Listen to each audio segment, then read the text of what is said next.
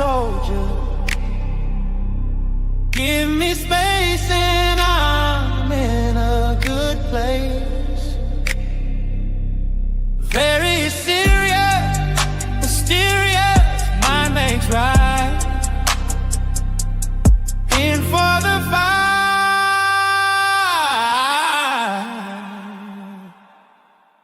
Starlight out on.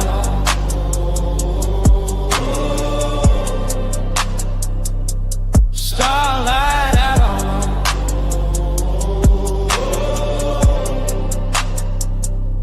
Starlight outlaw, cosmic soldier. Give me space and I'm in a good place. Very serious, mysterious, mind makes right. In for the fight.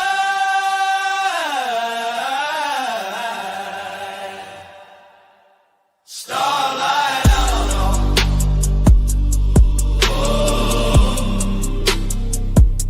Starlight outlaw.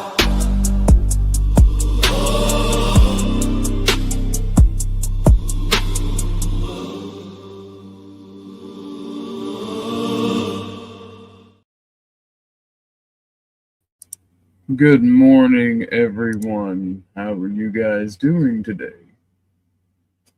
So, I think today would be a good day to have a conversation about the power of silence, or just not giving a fuck, or however you want to word it. Because I've learned quite a few valuable lessons over the past year of me streaming. Very hard thought lessons. Very annoying lessons. The simple fact of the matter is, they don't give a fuck. You're here to entertain. You're here to be entertaining. And they want you to do whatever it takes to make them laugh. You don't forgive. You don't forget. No. You just do. And it's a very weird lesson to learn, you know? But it's something that has to be done. And it is what it is. At the end of the day, you know? But you can't let anybody tell you how to do things. You got to do what is authentic to you. And no amount of trying to work with people or being kind will overdo the reaction that you're here to entertaining. Right? So the interpersonal shit is very strange in these spheres. How it works out, how it plays out. Right. And it's crazy that you hear a lot of people talk about accountability. There is no fucking accountability for anything on these YouTube streams. What you're doing is you're trying to force entertainment. And it's really fucking weird. Like, I don't get it. I don't understand. I forgot to post the link. I'm a big dummy. It's just really fucking weird how it all works out in the end. Because people say, oh, there's a standard. There's a standard. There's not a standard. You treat individuals differently depending on the situation, depending on what happened, depending on 1,001 reasons. But again, that doesn't matter because people are here to be entertained. Me, I'm quite sick of it, personally. I'm at my wit's end with it. I do what I want to do and talk how I want to talk because I'm a man. and how I was raised and the environment I'm in. But I am learning the hard lesson that silence is way more powerful. Just cut people off and stop fucking talking. What's up, Chuck? How are you doing? Morning. Didn't mean to interrupt your monologue. Go ahead. No, he didn't interrupt anything. There's not really much to monologue. You've seen the title, The Power of Silence. It's better to be quiet. You know? What's the point about it? How are you doing today, good sir? Just woke up. As a matter of fact. I went to bed mad as fuck, woke up mad as fuck, and got even fucking better. Went to bed, man. How come? Again, read the title. It doesn't matter. Huh. I thought everything was good when I left last night. Come on, get off of me. Oh, you jackass. Sorry about that. Nah, everything's all right. It's gonna be all right. That's for damn sure.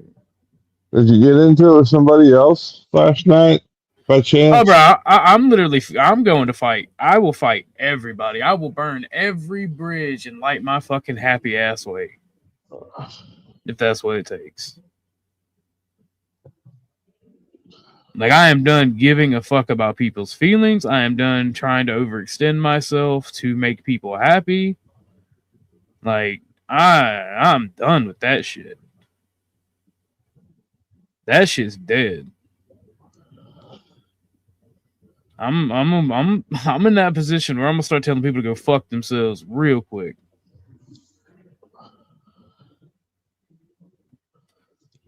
Well, y'all have to pardon.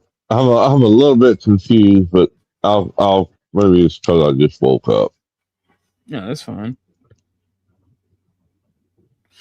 No, I'm just doing the morning stream. I don't really have anything to talk about because it is what it is. Yeah. So what you got going on? What's your plans today, Chuck? Oh, what I got? What the hell is today? Friday or Saturday? Saturday, right? I can't even keep track. Thursday. God damn. I'm all fucked up this morning. It's Friday. Jeez. Not much until later on. I gotta get up and fix them something to eat. Feed all the animals. I think what else I got. That's about it for today. Unless something else pops up. I got the chickens and the cats and the dogs to feed later too, but they can wait. I usually do that about 11, 12 o'clock. They'll get over it. What about you? I'm about to get me some breakfast. Probably stream for a little bit and work out. I mean, like, it is what it is type mood. I ain't really mad at any individual. It's just I learned a bunch of fucking lessons the past few months that, like, fuck it. Why forgive people? Why move on from things? Why be cordial with people? Why explain things and explain emotions, explain feelings, explain actions when you could just be quiet and let it all blow over?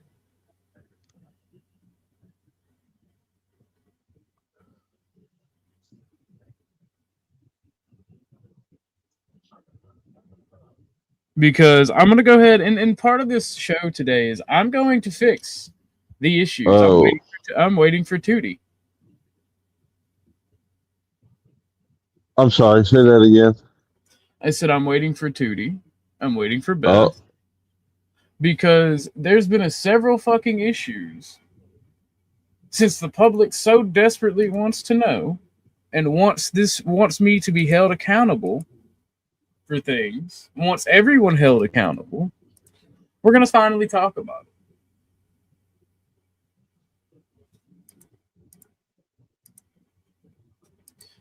Because like I'm sick of it. I'm actually angry about it. And I'm not mad at them per se anymore. I'm angry that I get questioned on how I move and operate. I mean, hey, you're saying, oh, for fuck's sake, but this is what you wanted. This is what everyone wanted. And I'm a man of the people. I aim to please. I'm a content creator. This is content, right? We spent 2 hours arguing and bitching about it. And it was a whole big old fucking thing. So let's fix it. And to say anybody, snafu, anybody who has a fucking issue with me or how I run shit, this is your goddamn one and only chance. Because from now on, if I continue streaming, any fucking condensation, any fucking bullshit that you bring me, you're gone. I don't give a fuck if this goddamn channel burns around me. I don't care. It's your one fucking chance to get it off your fucking chest and leave it the fuck alone. And you can fuck off afterwards. I don't care. Because I'm not gonna keep dealing with this fucking stupid bullshit whenever I have a problem with some new asshole. Why didn't you handle it the same way with the same people? Well, maybe it's a man or maybe it's a woman. Maybe the situation is slightly different.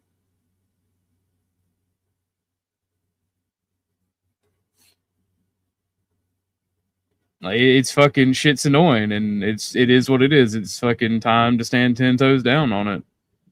This is the type of content. This is the type of shit. People wanted this fucking content last night. Don't fucking shy away from it now.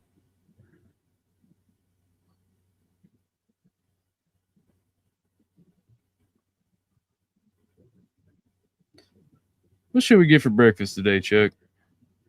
Thinking waffles. Yeah, that's what I was debating, whether to fix waffles or pancakes and some eggs for them. But a little bacon or sausage, one of the two.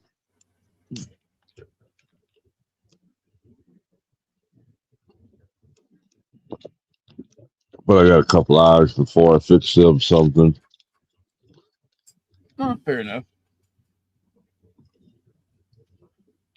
I'm thinking I waffles. normally don't eat breakfast. Every blue moon I will, but most days I don't. Waffles or biscuits and gravy. I'm not sure. Oh, now you're talking. Can't go wrong with biscuits and gravy. I know that I'm not going to stream long. I'm probably going to stream less and less unless donos come in. Like, I'm probably going to knock it down from 2 hours to an hour because this shit is getting gay. Like, I'm genuinely getting sick of dealing with the bullshit from all sides.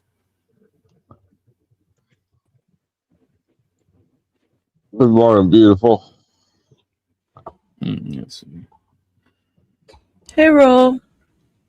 I know that I'm gonna get some black coffee. That's gonna be fucking. That's gonna be the pertinent. I might get out of this foul ass mood with some coffee. A good cup of strong coffee. That's why I said black coffee. Get a McDonald's burger. Fuck no. Fuck no. Get a McDonald's double burger. Fuck no. I can't stand their food anymore. The only thing from McDonald's that I still fuck with is their fries. That's it. If I get anything from McDonald's, it'd be a pancake plate, if anything. Oh, I'm sorry, Miss Rebecca. What'd you say? Did you get rest? Oh yeah, I got me some sleep. About 4 hours. Yeah, about the same. That's about all I can get at any one time. No, I'm not okay. I'm bad, very pissed off. But we'll discuss that. I'm waiting on some people to get here. Okay. Go ahead and deal with all this bullshit at once. Get to make some content, some donuts off of. No, there ain't no peace. Peace is a fucking lie. Fuck that. Peace is a fucking lie. Yeah, so You think? yeah. Abso-fucking-lutely. Have you not heard any of my story from the past 2 years? And then Oh, see how the yeah. fucking YouTube and Discord shit goes out? Peace is a goddamn lie. So you choose violence today? Oh, I choose violence every day.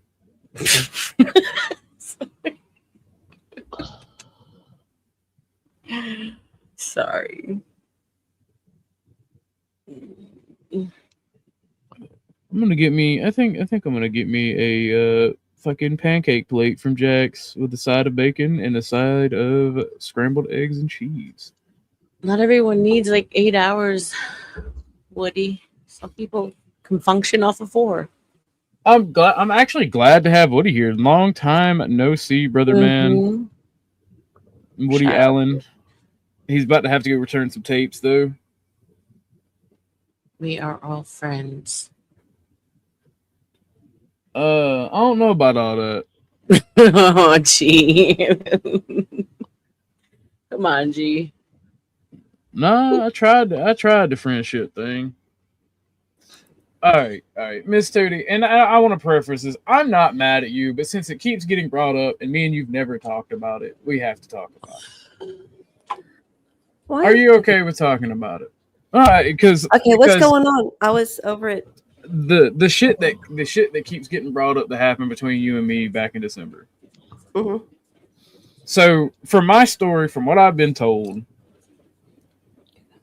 you took a picture of me at my worst. I was obviously mad about it when I found out about it. People didn't tell me about it until after we had a falling out. And obviously I was mad. I cursed you out. I called you every name in the book. We didn't talk for 6 months. For some reason, now that and I've even made it very clear, I just haven't told you face to face, but I said when you were on panel, that when people stab me in the back, I don't let them back in. I can be cordial. I can be kind. We can work together. We can laugh. Is all of this true so far? Absolutely. So, when somebody else like Snafu shares my docs, apparently it's not good enough that I forgive you and am trying to work past it. I have to treat the people who doxed me more like recently. I have to treat them just like I You're treat you, clipping. even though it's been 6 fucking months. Even though we've had that argument.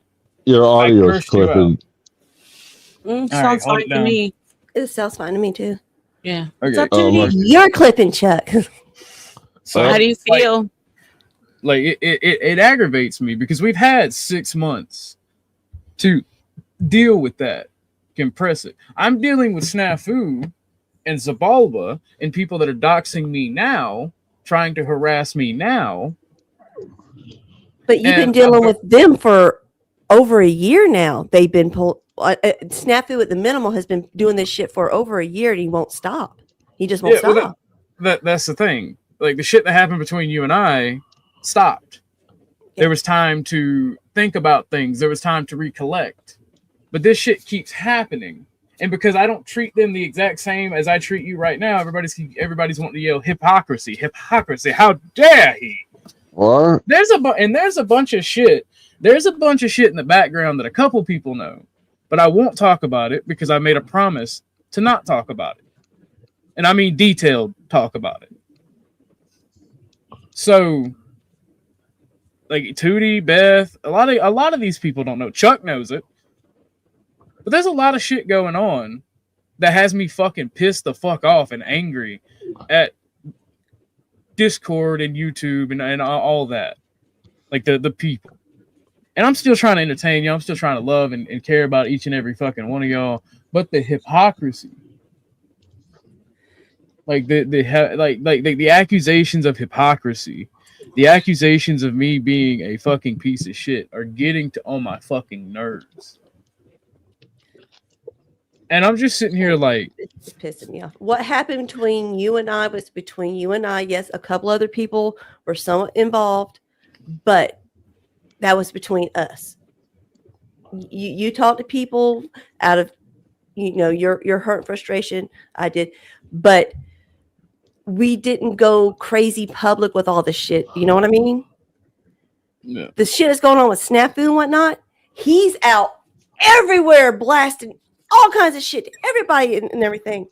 It's not the same type of a situation. It's Yeah. nothing the same. Well, And the thing is, which whenever next time I'm coming to Georgia, I was supposed to go this weekend, but gas money is ridiculous right now. So as soon as we're able to, we're coming there. And that was my plan, was me alone to come and see you, and you and I talk about everything between us. That's understandable. what I wanted to do. Look, Understandable. I'm getting all poofy cry about it right now because, it's thinking about what happened. I know I made a lot of mistakes in that situation, and I feel I'm about ready. Okay, go ahead, you talk. But and again, like my thing is, I'm not trying to be mean to any person, and whether it be a member of my audience or somebody on my panel, right? But I've made it very clear my feelings on the matter. And people keep saying, "Oh, you're a very forgiving person." Yeah, part of being a forgiving person is dealing with it in the moment, then letting it fucking die, and fucking. And then fucking moving on because I'm a fucking man. At the end of the day, I don't care. Like, all of you women, y'all do shit that pisses me off. RLM pissed me off yesterday. Tootie pissed me off 6 months ago. Christine pissed me off yesterday. There are a lot of people that piss me off, men as well, and I just let shit go. Because I like most people. And if there's a incident between me and a person, like me and Tootie, yes, it's going to be very difficult. And I'll almost never let those people completely back in. I'm just not going to treat them with anger and hatred. And if they want to help me, I will reciprocate and help them. I've stated this 1,001 fucking times. Like, not every relationship is going to be fucking perfect. But And being a YouTuber, a lot of this shit is public. It's going to be public. Content creators, panelists, even people in chat get fucked with. But we literally, this is why I have the whole philosophy of we get what we fucking deserve. Because we, as a group, we do this stupid fucking shit. And then we wonder why the outcome is the way it is. And then we repeat that same fucking thing, just slightly different with other people. And it's like it's taking its toll on me. Like, people want to know why I'm angry. A large portion of why I'm angry is I'm literally, I tell you people this all the time. I grew up in violence. I grew up in chaos. And when I'm my most stable, when I got my feet on the ground, I'm like a fucking wolf. You think the voice is sweet? That, like, it is what it is. Like, all my life I had to fight. All right? Like, I like that song because it's funny. But, like, I'm an angry individual. Can't help that. And, like, I keep telling people, y'all didn't know me before my fucking damn near lost my brain. But the shit that happened to me does not define who I am. And I think that y'all are not going to like the person that you see on the other end. And that's fine. That's completely fine.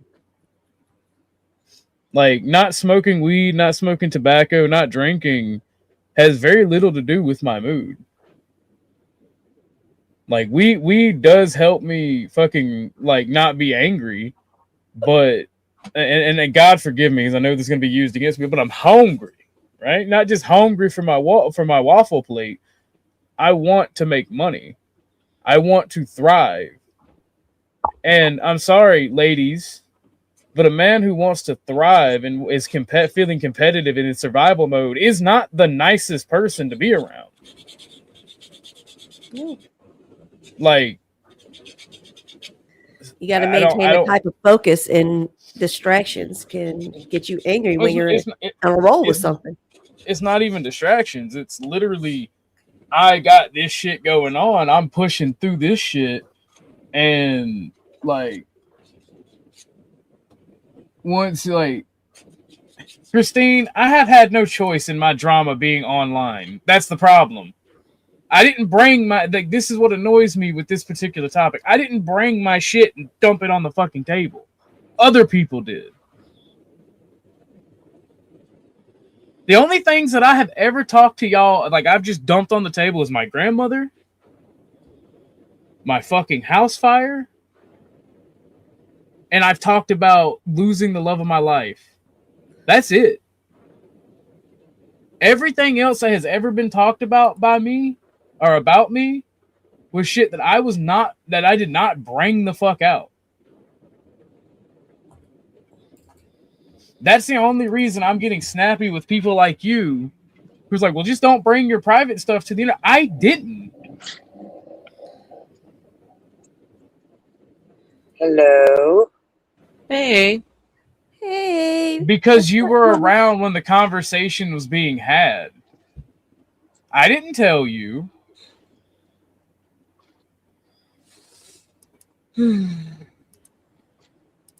Like the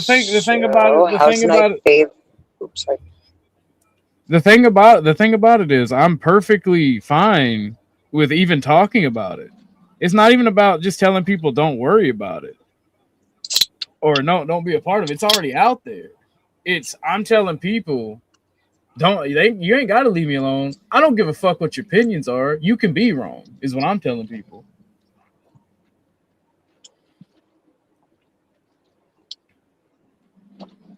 That's good because I tend to be wrong a lot. I mean, technically, I did tell you because you were around from the conversation, but I don't remember telling you directly.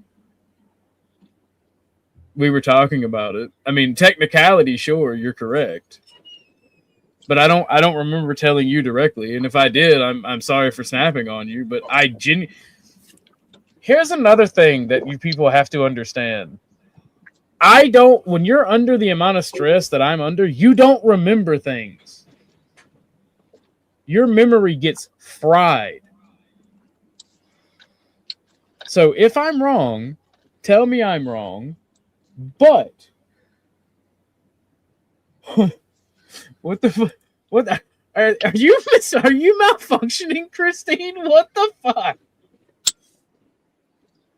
I feel like You just Christine's short gonna circuited. I feel like Christine is going to reach through the fucking monitor and choke me. She's like, "Motherfucker, you want Hills of Marvel Rival?" Somebody's eating their microphone. Sorry, I was trying to dig my ashtray out of the door. My son's got it stuffed with like water bottles and receipts and noise is all done. I apologize. Don't put fine. me in this position. I'm not putting you in any position, Christine. Like again, like I said, you were there when I was venting, and I was at my most angry. So yeah, I and feel here's like the thing. A lot of like things Christine's that gonna went on stab with me. me and OG were being talked back and forth between everybody else except for me and him. And I regret that. I think I regret that more than anything is me not coming directly to you and you just talking. And rather I vented to other people. And I greatly apologize for that and any harm I may have caused you. And that's coming from my heart right now. Okay. Fair Because enough. I do love you and I've loved you since you were a baby. Fair enough. 2 nights ago, we were talking about we were talking about Kel and why she was confused about Snafu 2 nights ago. And everything had to be reiterated because we were talking about me, you, and fucking I think it was Crab and some other people were talking about Kel and fucking the shit that had went on at Dusty's. The thing about it is I think people get too involved in this shit on all sides.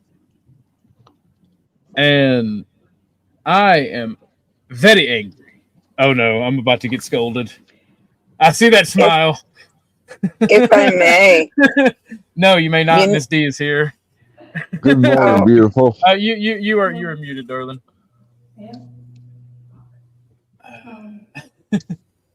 I think it may just be okay because I can hear you. You're muted. You're actually muted now. I think what it is your mic. The mic is. I think the mic that you have is like the wrong mic is selected. Jesus Christ, spit it out. It ain't yours. Spit it out, boy. Spit it out, I say. Can you hear me now? Yes, we can hear you Nope. now. You're very low. Let me Okay, turn you yeah. up. Let me turn you up. All right, go ahead, speak, Misty. I just want to say something. I'm very happy to see. You cut No, out. You cut it's out. gone. You were speaking. You cut out. Sound like And- he's got at the bottom of a can. While Miss D is fixing her audio issues, let me address this. And you know what, Christine, that's why I'm not really mad at you per se. Like I'm not mad at you. Just because I address you because you're my friend, you're a focal point. I talk to you more than I do the chat. I'm not mad at you. I'm mad at this whole fucking weird fucking social interaction that is YouTube.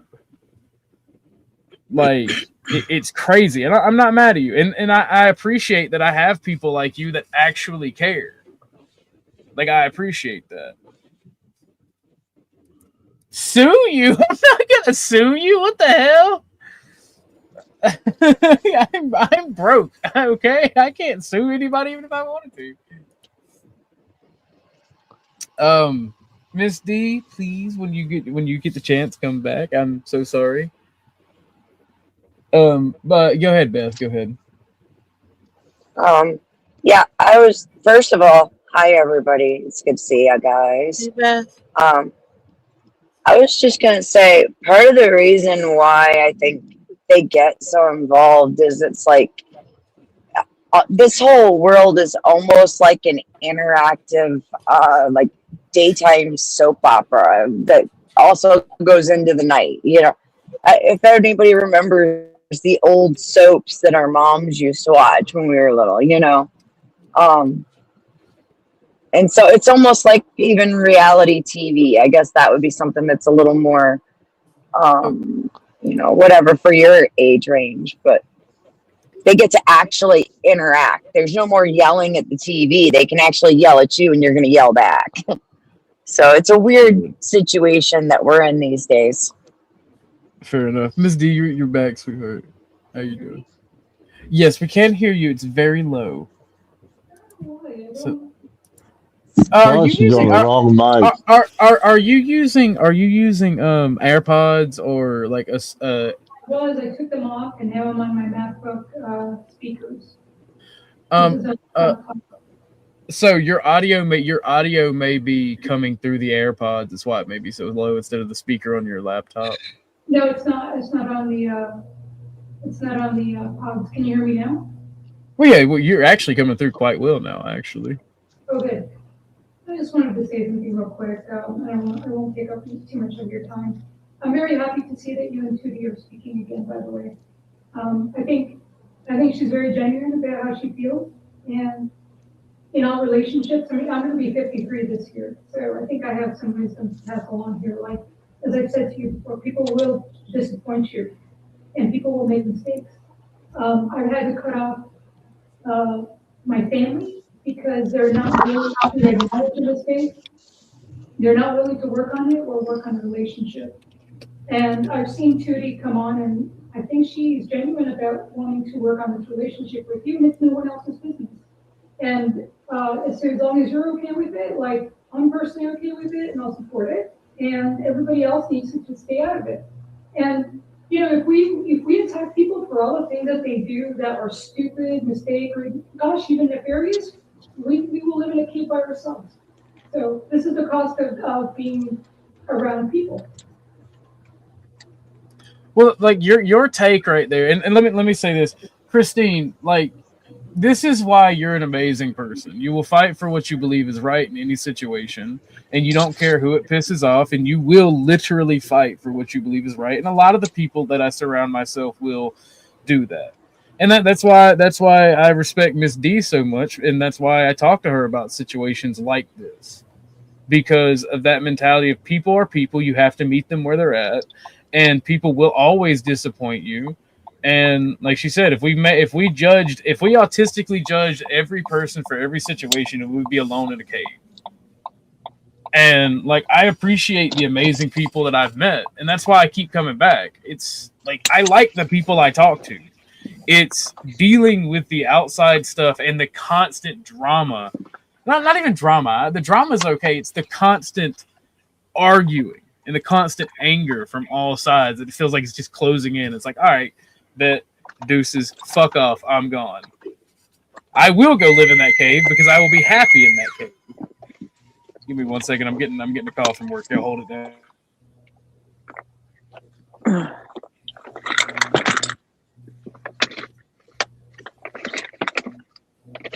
So how's everybody's day going?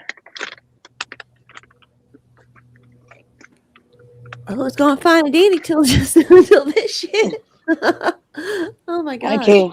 Yeah, I came in the middle of it. I figured it out kind of enough. Who else is here? I heard Chuck. Is RLM here too? Let me see. I'm here, babe. Hello, gorgeous. How are you today? Hello, gorgeous. You excited? You're getting closer to seeing your baby. I'm not mad. Hello, I'm Dee. not mad at you, Christine. I'm not mad at So you pretty. at all. Like I'm frustrated, but mad, no. Like, frustrated, yes, because I don't have all the answers that you're seeking. And that annoys me. And I'm not annoyed at you. I'm frustrated at the situation. I'm not mad at you at all. It may seem like it, but I'm not. RLM, you are a fucking powerhouse with that red hair. Holy I shit. did it for G. I Man. figured. I said, let me try and make him happy because he likes redheads. I ain't even love gonna lie. that. I'm probably gonna get Fuck. stabbed by the hot Latina, but I didn't even notice this how angry and focused I was. Pop off. Dude. I wish you- Thank you for coming up, Go Miss ahead. D. Sorry, D. I appreciate you, darling. Oh. You have a wonderful day and be safe. Yes, ma'am. Have a good one. You do look good with that red hair. Now that I can calm down and fucking, I'm not so angry. Focus Right? on the red. It's fucking hot. Thank you, babe. Damn, girl. No, I like know, my thing is, right? I'm not even. I wasn't even looking at the screen, brothers and sisters. I was just going. I was hearing dupe, and I'd give my attention to the screen and bring whoever was up. I have to And, stop real quick. I'm actually staring at a blank. I'll show you what I'm actually staring at. Like, I'm so fucking angry and annoyed. Like, I'm not even playing a game. Like, this is what I was staring at. Like, this is what I'm staring at right now. Damn. Because usually you have Yeah, 5 million yeah. things going on. That's how you control your ADHD. But you have to put everything into what you're saying right now. I get that. I feel that. And, like, because I the only suffer from the same tabs- thing. The only tabs I have open are the StreamYard and the actual YouTube video that's like I'm streaming. You know, But it's no, serious like- when you're staring at a blank screen. Oh. Well, for what it's the worth, thing though, is- G, the thing. Hold on. The thing is, I'm trying to verbalize how I'm feeling, and I don't talk about my feelings often. I'm trying to verbalize how I'm feeling without sounding like an emo asshole and saying "fuck it," I'll walk away, because I'm an adult and everybody knows I'm not the type of person to just walk away. I wouldn't be here if I was. From what y'all do know that I've gone through, like, I wouldn't be here if I was just the type of person to give up and walk away. But that's sometimes when you're arguing and you're angry, that's just the best thing to say, because I don't want to talk about it. I don't like talking about it. I'd rather rather let you earn my silence and just not fucking talk than argue and complain. And it seems like all I'm able to do for the past fucking 6 months is complain, and it's fucking annoying. Like, that shit eats you alive. And like, and I recognize, right, that shit is improving, even if it's just slightly. But with those improvements come even more stress Mhm. that you have to deal with. And I'm sitting here like, bruh, The stress never ends. Mm-mm. You just learn how to deal with it. Like we Right. just got this vehicle, right? And I have to spend a shit ton of money on insurance. And I also have to now spend a shit ton of money making sure that it's drivable and safe to drive. Because I can't just rest on my laurels. I have a car now. I have to go to work. I have to rebuild this fucking house. And then I have to also make the content that I said I was going to make, because I am a streamer. I am a content creator. I do make a significant amount of money from entertaining you guys. And then I had it's oh my fucking God. I ain't trying to bitch, but goddamn, it's difficult. It's a lot. And then It's a lot, dude. well, it's like every other week. Like, Denny, you know I love you, but I gotta use you as an example. Please don't take it as me talking shit on you. I have to fucking every other week I have to deal with a fucking relationship in flames. And I'm like, fuck, am I that big of a piece of shit? Or is it just the fucking world is crazy? The world is crazy. Like, For real. You're not in that struggle alone, honey. And when you complain, the more shit you have to complain about, and the more stress that you have to focus on, it's like you get it doubles and triples the more you focus on it. That's why I didn't bring all of this. I didn't bring all of this on myself from other people. Yeah. No, you did not. No, I apologize. I'm not trying to and I know you know this stuff, right? I love you and whatever I can do. I mean, there's not much we can do. Yeah, I was responding to Dennison. I apologize. I'm driving, so all I can do is listen. Here's my thing, right? Here's my thing, and this is my reply to Dennison. This is my reply to everybody when it comes to this type of situation. I grew up being blamed for everything, having to take responsibility for everything. If you've ever had an argument with me or you've ever had a conversation with me, you'll understand. You'll notice one thing about me is I explain in detail, almost itemized, the issue, the potential solution, and the why I give a fuck or the why I don't give a fuck. And that pisses people off, but it's a response to literally being held responsible for everything around you from a young age. Because you're the oldest child. So that's a lot gets put on an oldest child. That may be part of it, but that's not the entire reason why. And I don't feel like talking about the entire reason why. Yeah. But the whole accountability talk, I always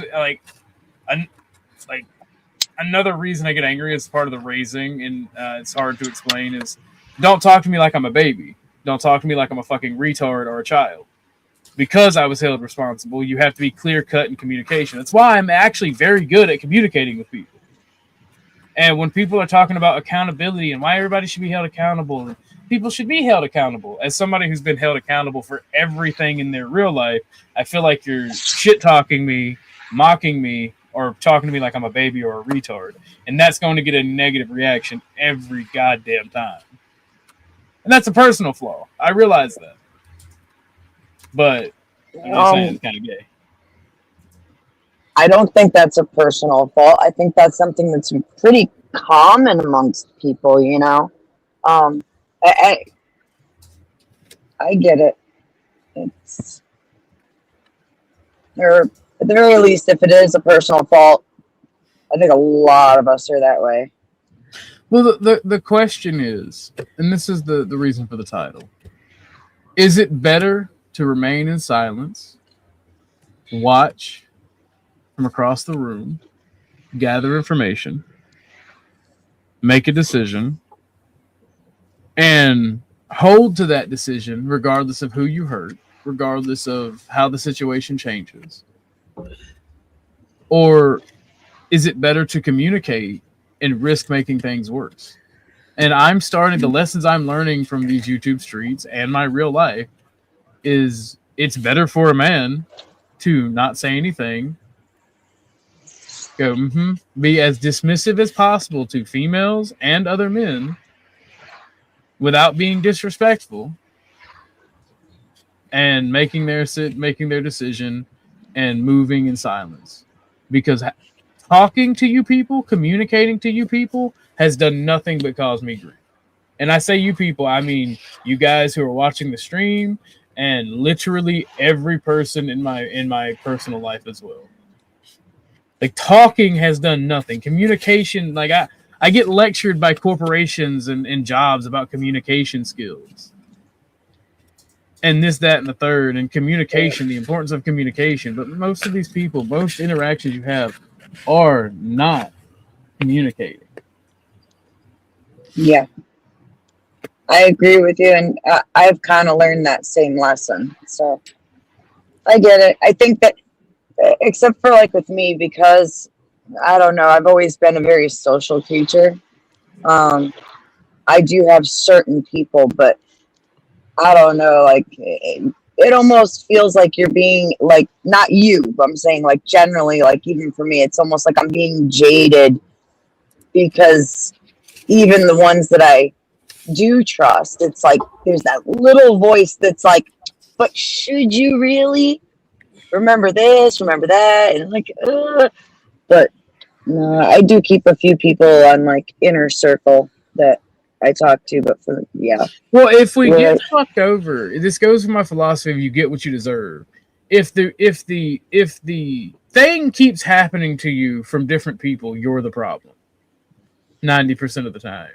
And this is where I was talking to Chuck and other people a few months ago, or about a month ago. Like, shit keeps happening. I'm the problem. How do I change it? Like, this is what I told Dro, my homie that comes up here sometimes, the communist dude that I'm doing the sci-fi universe with, right? Yeah. He told when because he knows everything about me. He's one of my closest friends. He knows more than even the social groups I hang out with. He's like, bro, I'm sorry this keeps happening to you. You didn't do anything wrong. And I stopped him. I said, yeah, no, I did something wrong. I just don't know what. It's beyond my grasp. It's like, no. And I'm like, no, Zero. If X keeps happening and you don't know why, it doesn't mean that Y isn't a constant. It just means you haven't discovered why yet. Do you think that it changes anything if what comes out of it, like, is a lie that's being told on you? Do you think that, like, it changes it? No. The only way people come at you is through lying. Not at all. No, because you still chose to be around those people that lied. And if that outcome keeps happening, then you keep making that bad choice. And the only thing, here's the emo part. The only thing that I can see the bad choice I'm making is being kind, is being forgiving, is being somebody who is able to communicate. So what I'm learning, or what I feel like I'm learning, is that I need to not forgive, that I need to be more vitriolic towards people who have done me wrong, and I need to communicate less. Just tell people to go fuck themselves. I feel what you're saying. That's what I'm learning from YouTube. That's what I'm learning from real life. I'm learning that even though I can physically fight and I love violence, that I have made myself into a doormat that keeps finding reasons to use physical force or to be in chaotic yelling environments. Right? Yeah. And that's the only conclusion I can come to. So it's like, I genuinely want peace in my life. So we all do. Lessons that I feel like I'm learning. You know, I went through the same thing, like, especially when I started looking at the kind of men that I tend to be. Hold on, Beth. Hold on.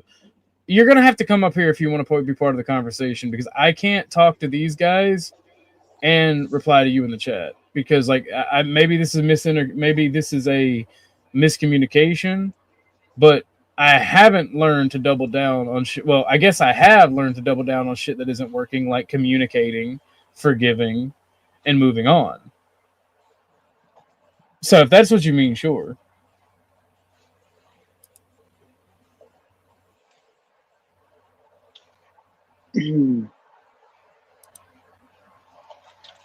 um, Go ahead, Beth. but yeah, it's all good. I just want to make sure you were done. I didn't want to interrupt you. But yeah, I started feeling and kind of seeing the same thing when I really started evaluating like the kind of men that I tend to be attracted to, and Yay. that's Give me part one of why second. like I stopped. I'm here. Sure. My food's here. I'm going to get it. I'm going to be listening. Oh yeah, on my go phone. get it, go get it. By all means.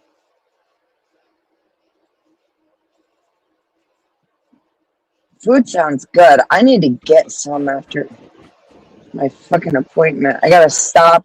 I have an appointment, and then I have a 5-hour fucking drive. You got this. Ooh, Got your baby at the end of it. Oh, I'm so happy. I gotta go all the way up near Fort Drum. yeah, that's about how long it takes me to get from here to Thank you, Lifen. family in Georgia. Here I am on my way to take a piss, climbing out of bed, and I see this bullshit. Is that crab? Fuck off. These two situations aren't the same, brother. Snafu's a piece of shit. He's a known piece of shit. You can't compare the 2D situation to the Snafu piece of shit because there's no betrayal there. He's not your friend. He's never been your friend. You know, he should never be your friend. 2D was someone who was your friend.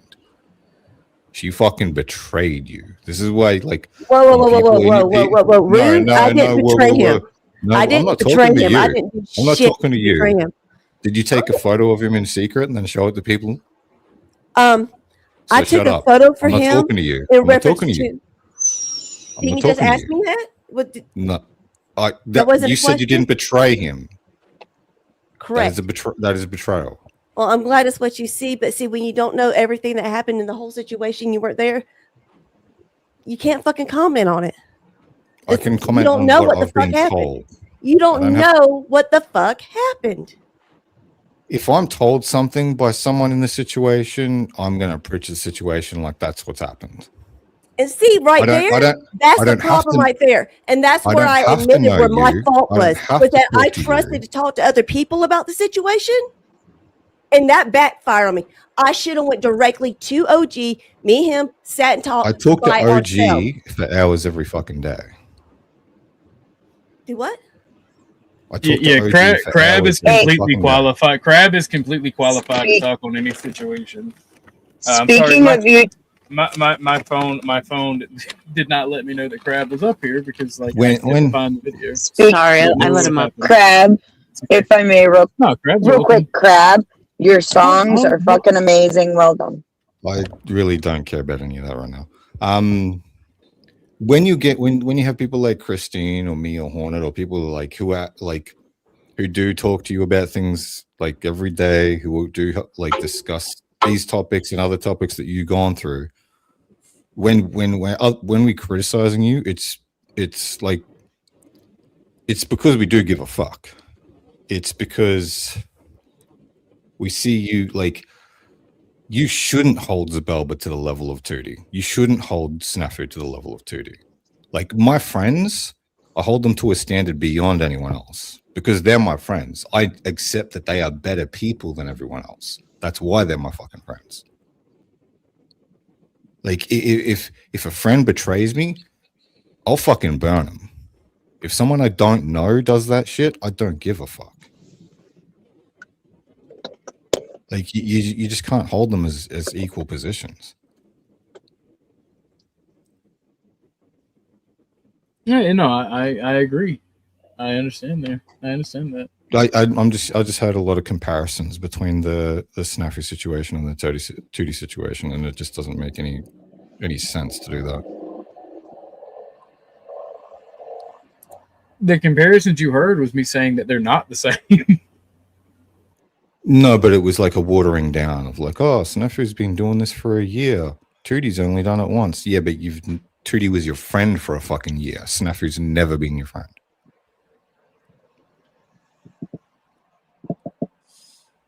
Agreed, and that's why I said once somebody betrays me, I never let them back in.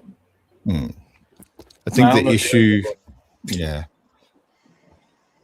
I think the issue for some people, because it may feel like a public situation to them because you did cover it on stream so much, and it felt like there was like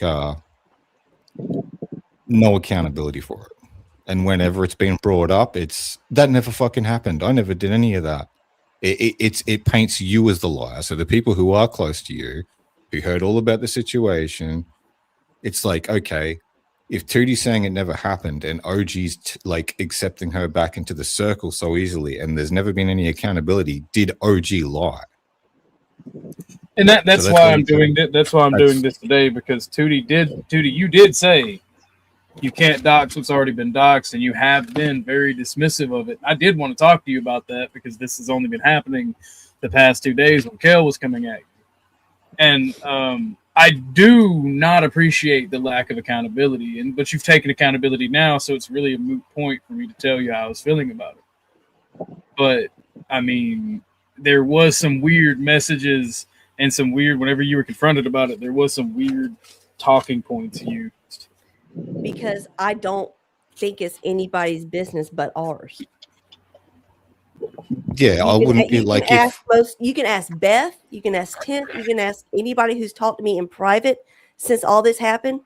I don't talk about it because it's nobody's fucking business. Yeah, when you betray someone, you really don't want people to talk about it. I get it. Betray somebody. Keep thinking that it was betrayal. And that's one of the things why I want to talk to OG, me and him, to see exactly what he thought was the betrayal. I mean, I was pretty clear what I thought the betrayal was when I talked about it the very first time. But I'll tell you. I can tell you in private, or I can tell you in public. And I think it'd be best for me to tell you in public. Well, everybody already seems to think they know everything, so what I think the betrayal was is twofold. The going behind my back, taking pictures of me and sending them to our friend group, and basically abandoning me over the docs, because I don't even know what the hell. I don't even know why the fuck you ghosted me and stopped talking to me about it for. I'm just going by what people told me, because you didn't come to me, you didn't talk to me, and the pictures were taken. The pictures, let's be honest, the pictures were taken almost a whole month or two before the docs was made public. The picture that I had took of you, and I know it's going to sound bad in the way that I'm saying this, and I admit it was for my husband. I had sent it to him when I was there so that he would not think that I was going to Georgia to go cheat on him. Okay? So that was that. Now, whenever it got brought into who I sent it to, at that time, it was sent to 2 people, and the discussion behind it had nothing to do with doxing. It was for concern of your health and your weight. That's what the discussion was about and concern for you. It wasn't about bagging on you. I mean, I'm fat. I'm not that fat. I've been talking to my doctors. I do get regular checkups, and I am losing weight.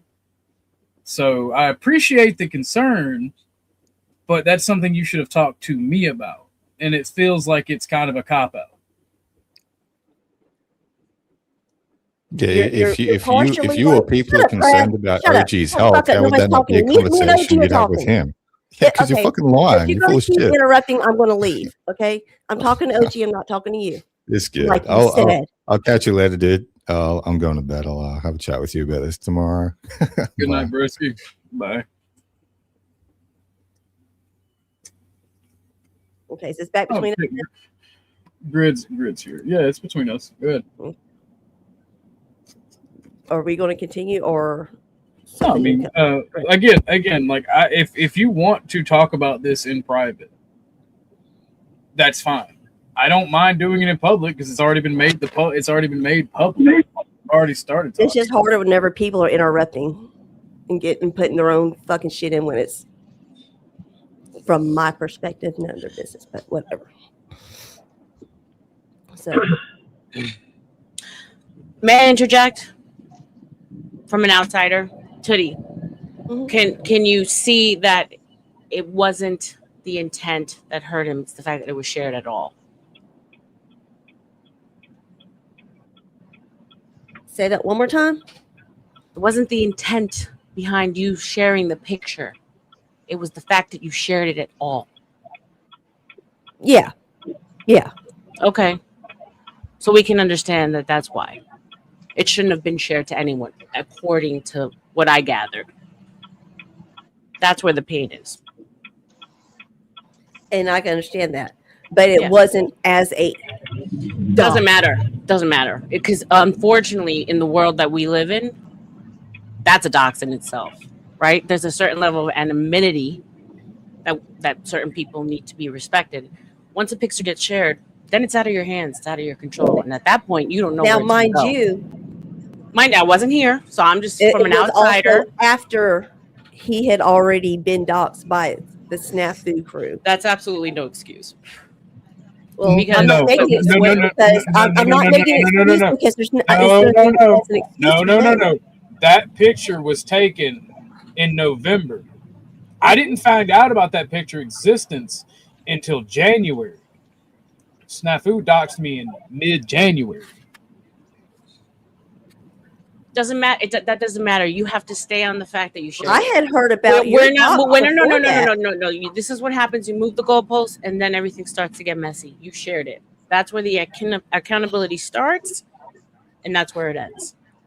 Unfortunately, intent. Good morning. I I'm going to shared it with interrupt two party mutual people. friends who already knew what he looked like. That's why I only shared it with those two people because Doesn't matter. they already That's knew. why everyone is feeling the way Okay, they so are. that And means again, then that means that I can't share any pictures of anybody anytime ever, right?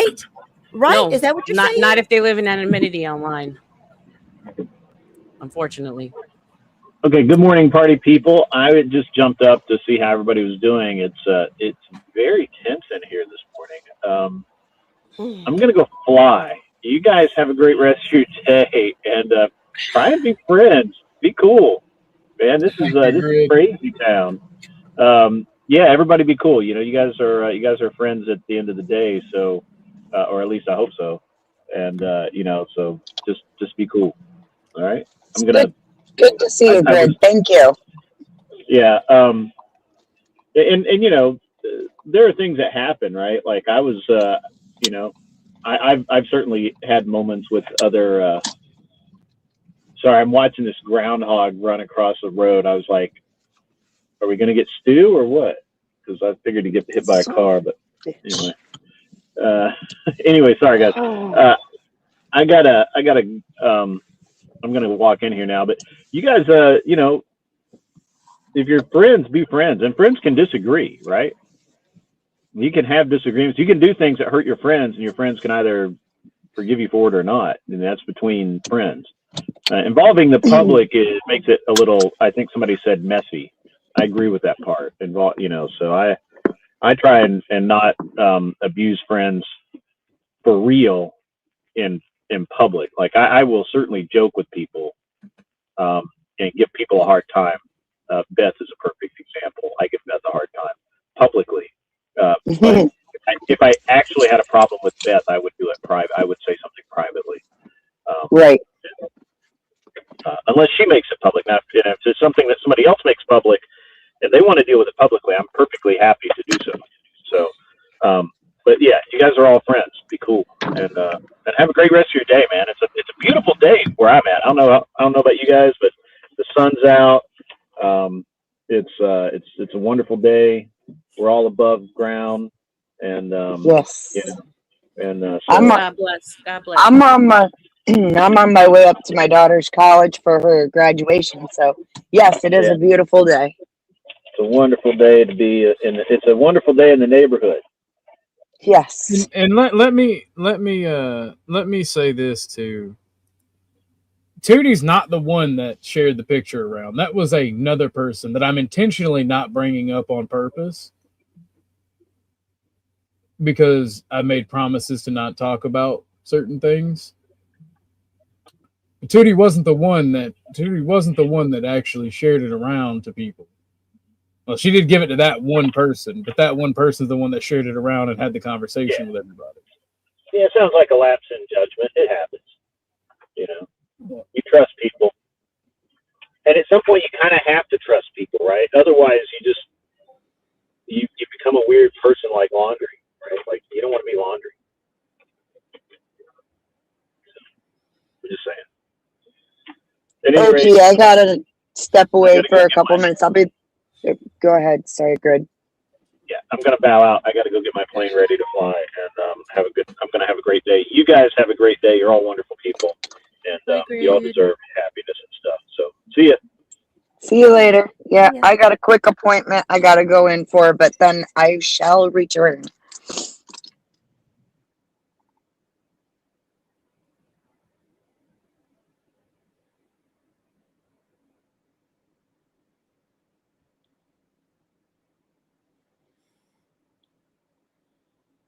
Yeah, so I mean,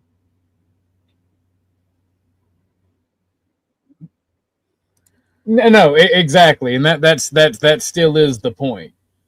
But I can't even talk about that person because I've made promises to that person, and I don't want to bring any ill will towards that individual. But yes, that person still had it because of Tootie. Then that person shared it around, and then they had several conversations behind my back about it, from my understanding.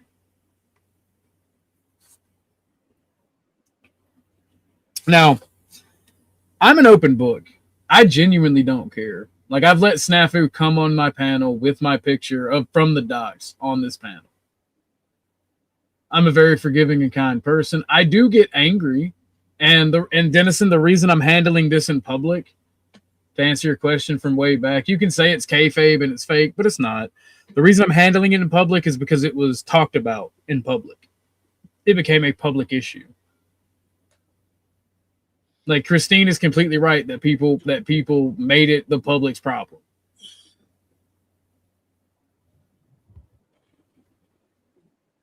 So that's why. Yeah, the supplier is always more dangerous than the dealer. Fair enough in that evaluation. They got my order wrong, but I'm not mad. Because they got Fuck most of it. Snafu. Fuck Snafu and the little zebra he wrote in on. Absolutely. Well, Gia, I want to apologize to you for getting out of pocket yesterday. It's fine, darling. You got a special. You can do that. You special. Well, don't do that because then I'm gonna have fucking target on me too. No special treatment, just full stop. My bad. And I'm sorry for yelling. I gotta that. work on that. It's like there is no reason for it. It is still yelling because me and you had that conversation, and like I get it. I get it. I just no, and I do. Everyone has their own temperature, right? So what? Because it's interesting. Because when you said that to me, I was like, God damn! It was actually always told to me. And when I get passionate, I get loud, and so whoever I'm talking to, they feel like I'm yelling at them. Even my ex-husband used to be like, "Why are you yelling at me?" I'm like, "I'm not yelling at you. I'm just really upset," and that's what happens. So I had to put myself in your shoes and say, "Fuck! I've been in these shoes, and I'm not being gracious enough." So, and like the thing is, like, I've told people exactly what I look like, never lied about it. I just don't cam up because I don't want to cam up. I do believe in anonymity. I did scold you multiple times, Denny. No one was no one was free from my wrath after 30 hours of streaming. And you loved it. Yes. So Kobe increase the anger man. I think I do need anger man. Ah, fuck! Is coffee burnt? God damn. What the fuck? I went to take a sip of my coffee while talking, and it hit my fucking lip and chin, and that shit felt like fucking lava. What the hell? But again, I say that I use this shit as therapy anyway. So, not big mad. So, but and I do appreciate you guys. Oh shit. Okay, so they fucked up my order, but I benefited from it, so I'm not gonna report it.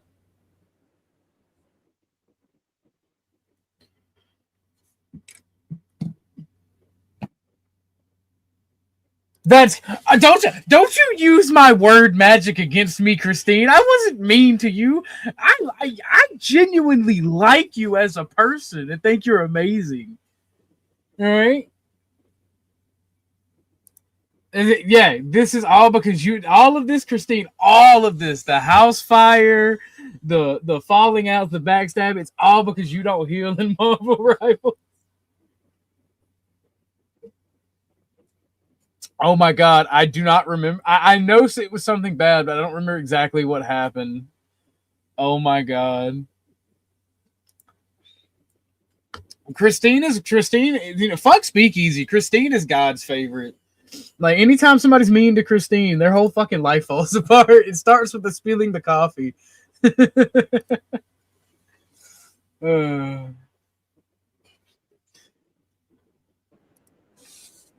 But here's the thing. I get where Crab is coming from, and I hate to say it because I don't want to hurt anybody's feelings, but I largely tend to agree with Crab on things.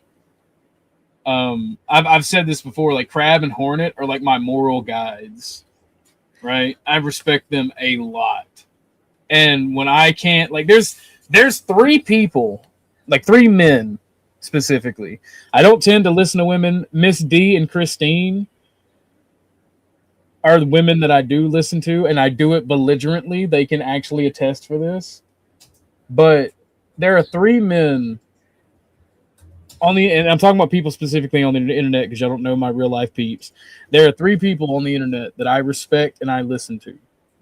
Well, 4, but he don't really give advice.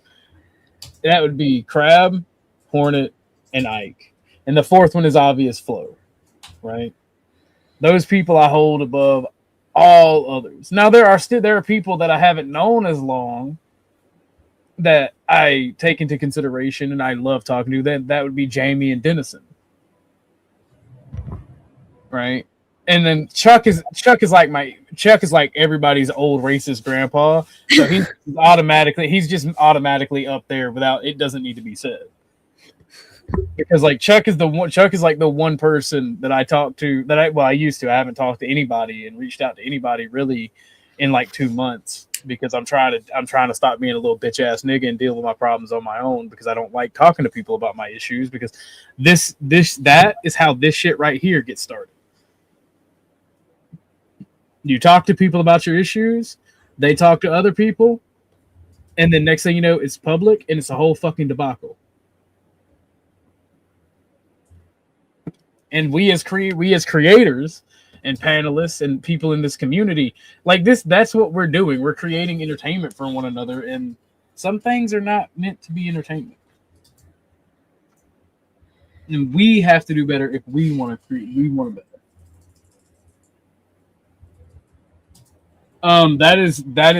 You are right. That is the opposite of what Ike would be saying.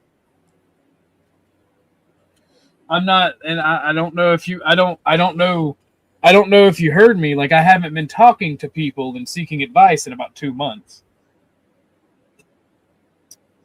Like, that is the exact opposite. In fact, I think Ike would tell me, you're being a bitch ass nigga. He would probably yell at me and say, quit being a bitch ass nigga.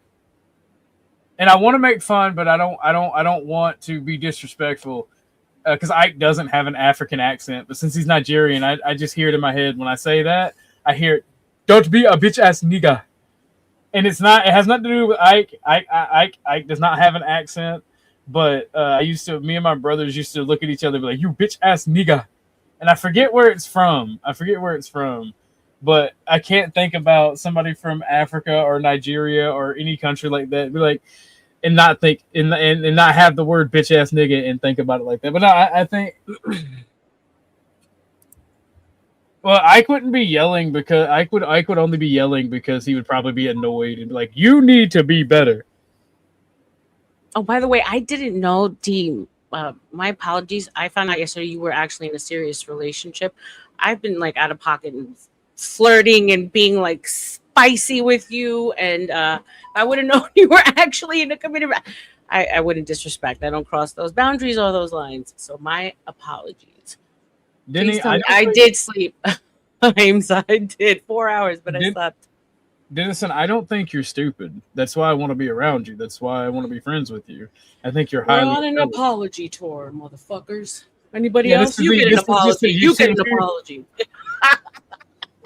Can we go back to having fun now? No, y'all can just fuck off. God damn. See, this is why Chuck is my spirit animal. Oh, Chuck said that from with his whole chest. Ain't that right, Chuck? Chuck, I needed that. That was like perfect timing, bro. Cue Chuck. Y'all can just fuck off. Oh, I needed that belly laugh. Oh. But no, like I genuinely like the people that I talk to. Feelings, nothing more but feelings. Fuck a bunch of feelings. Hey. First off, RLM figured that out this morning. RLM figured that out firsthand. OMG, bro. I was like, okay, we're talking past each other. And that's why I was like disengaging. Not because I'm disengaging from you. I'm obsessed with you, obviously. But I was like, I was speaking Cantonese and you were speaking fucking Swahili. Because you that nigga. I swear to God. No, like that's one of my worst quirks is like when I'd make the joke, all I've done is fight, right? When I make that joke, like I'm being serious. Like I've only ever had my own experience to draw from because whenever I listened to somebody, it was literally about control. It was about the plan that they had for my life. And their plan for my life was not this intelligent person that you see before you. It was a violent criminal that served one purpose and one purpose only. And I don't like that. And I've done everything I can to push that away.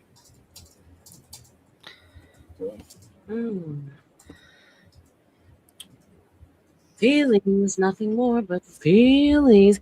Dennison, you're going to come up here. I'm getting bored. I'm getting bored reading your messages. Come up. I want to hear Arlem.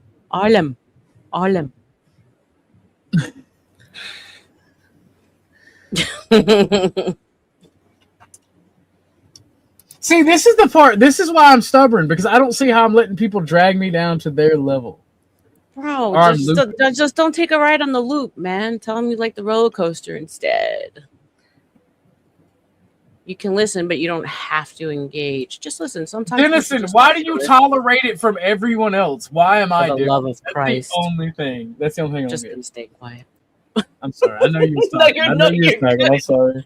I'm just trying to lighten it up because, God damn, the world is fucking blowing up around us. Like, I'm not mad. We're lucky we have each other. We can light this motherfucker on fire. Let's go. Chuck, this is why Snafu accuses me of burning my own house down because you say things like that. I'll get out my fucking lighter fluid, start squirting the house down. I can't wait to fucking meet with you in August, Chuck. We're gonna have so much fun. I'm gonna be laughing 24/7. 24/7. Then meet me halfway and be my homie. Unblock me. I know. Why does everybody fuck have all their that period? kiss ass and shit. Why does everyone have their period? Fuck me. I don't know. I'm trying to be a better person. Like I genuinely am trying to be better. And then people are like, "Oh, gee, it's evil." And I'm like, "You keep telling me I'm evil. Y'all don't realize I was primed to be evil. Like this is This is easy for me to be evil. I could just go back to being evil. I fought it all my adult life. Like, ugh, I fucking hate it. Insane in the brain. Insane in the membrane. One in chat. If Ahimsa came for violence this morning, I feel. She's also bored. One in the chat, if Dennison should unblock OG, and 2, if he should keep him blocked. Oh, want me to do a poll? Yeah, I want you to do my. Never mind. I ain't even gonna say it. No, Anyway, it was a bitch ass move. Period. It was a fucking bitch ass move. I mean, Denny, you want to come up and defend yourself on your bitch assness? No, y'all don't do that. Y'all don't do that because I'm sorry. Dennison has a point. I understand. No, I'm playing with Denny. I hope it doesn't take. It takes a while to detox from toxic shit. It takes a while to detox, and like Dennison did say that to me. Dennison and I have talked about it. I'll do the. So Dennison, I told you, brother, you still got keys here. You're still welcome here anytime you want to come up and you want to talk. Oh, Denny still has the keys to the house? Yeah. What happens if he walks in and I'm there? What the? I would expect you to fucking be like, you need to leave. He's not home.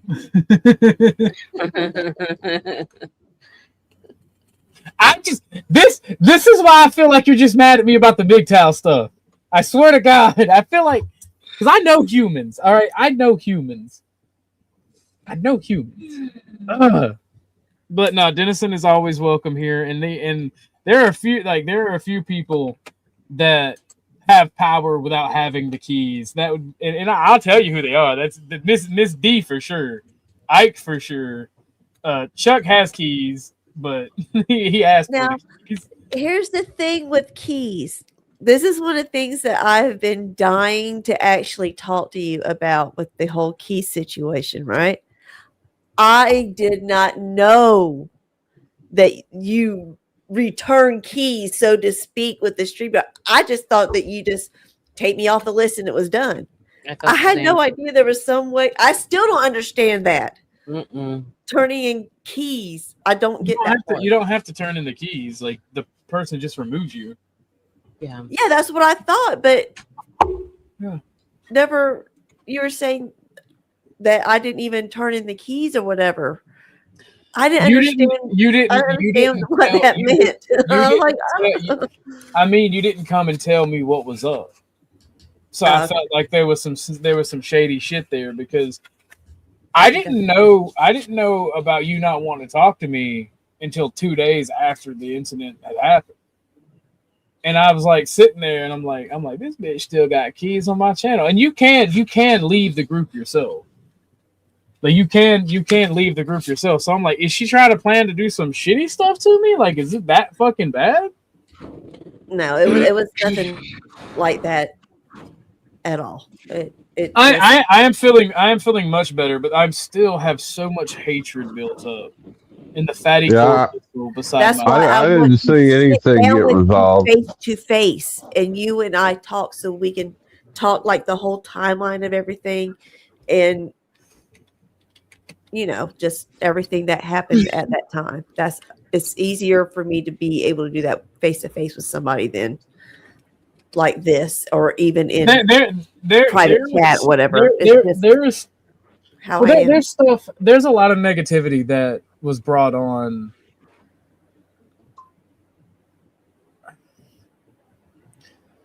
I'm not going to talk about it because that would violate my word, and I'm not. But Chuck feels that it wasn't revolved. What say you, sir? Me? Chucky? No, Chuck said. Oh, there's a lot of bitching going on, but other than that, there was actually no resolution to any of those. The resolution that I want is I want Dennison to unblock me, but I don't want him to unblock. Did the little poll go up? Did it go up? I did it, but I can't see anything back here. I'll put it up. My bad. It did not. I'll put it up. Obviously, Dennis and I are not obligated, but the only reason I want Dennis to not block me is so he can send me his Star Citizen fucking profile, because I still want somebody to play Star Citizen with. God damn it! I don't care if we're just sitting there not talking. I want to play the fucking game. You know, Christine, that comment is saying more negative to OG than it is to me. You might want to be careful what you try to say to try to get at me with. Please don't go after. I know you mad, but please don't go after Christine. Christine is. Bro, Ahimsa came for violence. D7, I'm feeling better. I love OG's hatred for humanity. It's better than coffee for waking up in the morning. It's Bustelo. Hi, the old ladies. Let's not go at each other. There's not enough of us. We're a dying breed in these streets. Let's just go at the boys together. There is like one person I blame for all this, and I feel like they're God actually evil, and maybe this was planned out.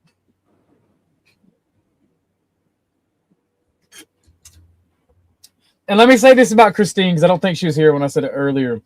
I told RLM this in private. Christine in public is like a vicious fucking lion that will rip your face off. But once you get to know her, she is a very kind and sweet person that will make sure you're whole, safe, and fine. But in public, if she thinks that there's a situation where you're being a hypocrite, she will rip your face off. And that's for her friends or people that she talks to and likes. And in public, she has this persona of I don't give a fuck, even worse than Grid. Like Christine's, I don't give a fuck. Whole. I have no idea. I have no idea. She leaves me wholly, HOLES, because she don't heal me in Marvel Rivals. No, this is just typical online behavior. People talk shit. They act all Billy Badass online. Get them face to face. They ain't gonna say a fucking word to you. Bet on that. I think you know. I think Christine is that guy, though. I think Christine would say what she says in public as well. Okay, you know me in person. Oh my! You're getting gay. I've never seen ghetto Christine. Oh my god! Calm down, ladies. Calm down. Calm down. I don't want this type of content. Unironically, calm down. I'm not joking. Yes, give grace. Let us give grace to folks. Let's calm down. Take a breath. We've talked it out. Calm down. Oh. Ahimsa, you're like a 5-foot redheaded baddie, all right? I know you'll say it, Danny. You'll say it to somebody's face with a razor blade, all right? You calm down. And Dennison. We've talked about this. Like, we've talked about this. I get it. I understand. That's another reason I fuck with Dennison. Like, he doesn't like the way YouTube monetization. Like, you have to be to make money, and he's gonna voice that opinion. And Dennison doesn't want to feel like he is standing in the way of me or someone making money. And like, that's another reason I respect him. Like, he has his morals and values, but he understands sometimes you got to sell out to corporate America to make a buck. So, you know, Ahimsa, you should come up here.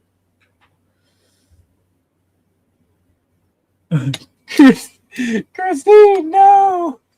Cry, tell her to calm down, because I don't want to get my throat ripped out. I want to be healed in Marvel Rivals, not team killed. Over and over and over again.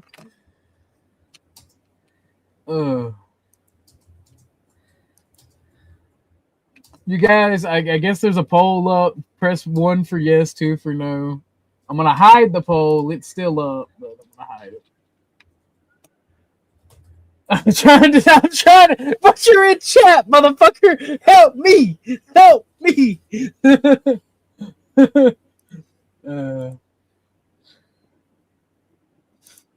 Based, help acquired.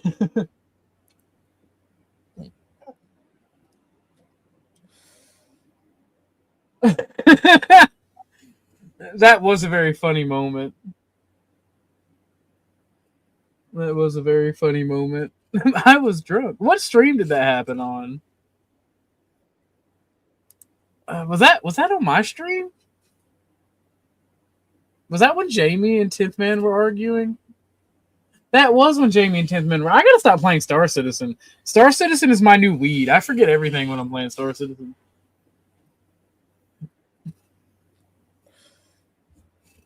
Next thing you know, Chuck's gonna be like, all right, OG, you're getting addicted to video games. They're your escape. And then I'm gonna be really angry when I try to give up video games. Good morning. Morning, Squeaky. How are you doing? I'm good. I was just thinking, I will say it to their face if I say it behind their back, and I've caused so much controversy because I'm like, well, I didn't want to say it to your face because I didn't want to hurt your feelings, but now that you're confronting me like I'm not going to own it, I'm sorry. Yeah, you're a bitch. And then it's like, whoa. Yeah, I've gotten in trouble for that, but you know, I don't believe in just stirring it up. I'm just like venting. Fair enough. Yeah. Well, you know, I enjoy speaking to you, Ahimsa. You're one of my favorite ladies online. I like you too. I'm here often. Chuck, are you in the Discord? Ahimsa be like. Sorry. Go ahead. Is Chuck in the Discord? In you guys hear me? I mean, Tootie, can you send Chuck my Discord, please? Yeah. Sanku. No problem. I mean, Ahimsa came with violence this morning. Ahimsa. Well, I wasn't, but I said I'm in a Ahimsa. bad mood now. She pulled a tooth out and she sent it to me in the Discord. She sent me a picture of it. She came for violence. I'm not on Discord. Why are you in a bad mood now? I know, honey. I'm joking. Oh, okay. I thought you wanted to like. No, I said you. Forget it. I give kidding, up. Apparently, everyone wants to stay in this like bubble. So I'm gonna let y'all have it. What bubble? You let me know when you want to laugh again. Make laughter great again. We need Dr. Chang. We need Dr. Fuck me. Yo, Chang made so many appearances last night. It was epic, bro. Every time he came in, excuse me, honey, I want to know, is your butthole? How is your butthole? Is it pretty? It was he came up after me last night. I heard a little bit of him. That's funny. My God. He's and I know him from Bob, right? So like every once in a while he'll break character because he wants to know some gossip. He's like, why you not go back to Bob's? Alem, why you not go back? I don't know Bob. See, it's the panel that I used to be a part of, Gospel of Bob. That's why I know him from. My narrative, right? This is my narrative about Dr. Chang. So everybody knows I was adopted by a black family, right? One of my favorite person in the world is my cousin Brandon. No, I didn't know that. I just found that out right now. That makes a lot of sense now. That puts it all together for me. So let me explain. Like my upbringing was very white nationalist, and then my father tried to reform when he became a Mormon, right? Oddly enough, and for that, like I was allowed to hang around certain people at that point, and then I met my best friend whose family basically adopted me, and then when I was like 14, I lived with them until I was like 20. And so they basically adopted me, and like one of my favorite people in the world is my cousin Brandon, and he's like a male CNA, and he's like one of the funniest dudes in the fucking planet. Because when you shared that, I was instantly flashing to like Steve Martin's The Jerk. I was born a poor black child, and I was like, really? I mean, you didn't have rhythm and. No. I thought you were serious. Okay. No, I am serious. I am serious. No, I mean, you're older. I get it now.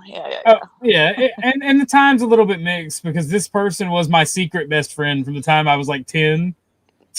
So like, I would sneak out. Like, mom would sneak me off to go like sleep over with them. But like 14 is where like we were like really good friends, and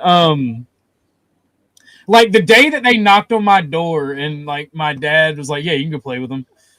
I was surprised because like my dad was like a really, really staunch like white nationalist. Like he's the reason that I don't like the like retarded meth heads in white nationalism. But he was like one of the most vitriolic white nationalists you'd meet. And he answers, "Hello, boys. How are you guys doing?" And I'm looking at my dad like, "What the fuck?" like what? What? What's going on here? And he's like, "Son, you have friends at the door. You can go play with." I'm like, are you okay?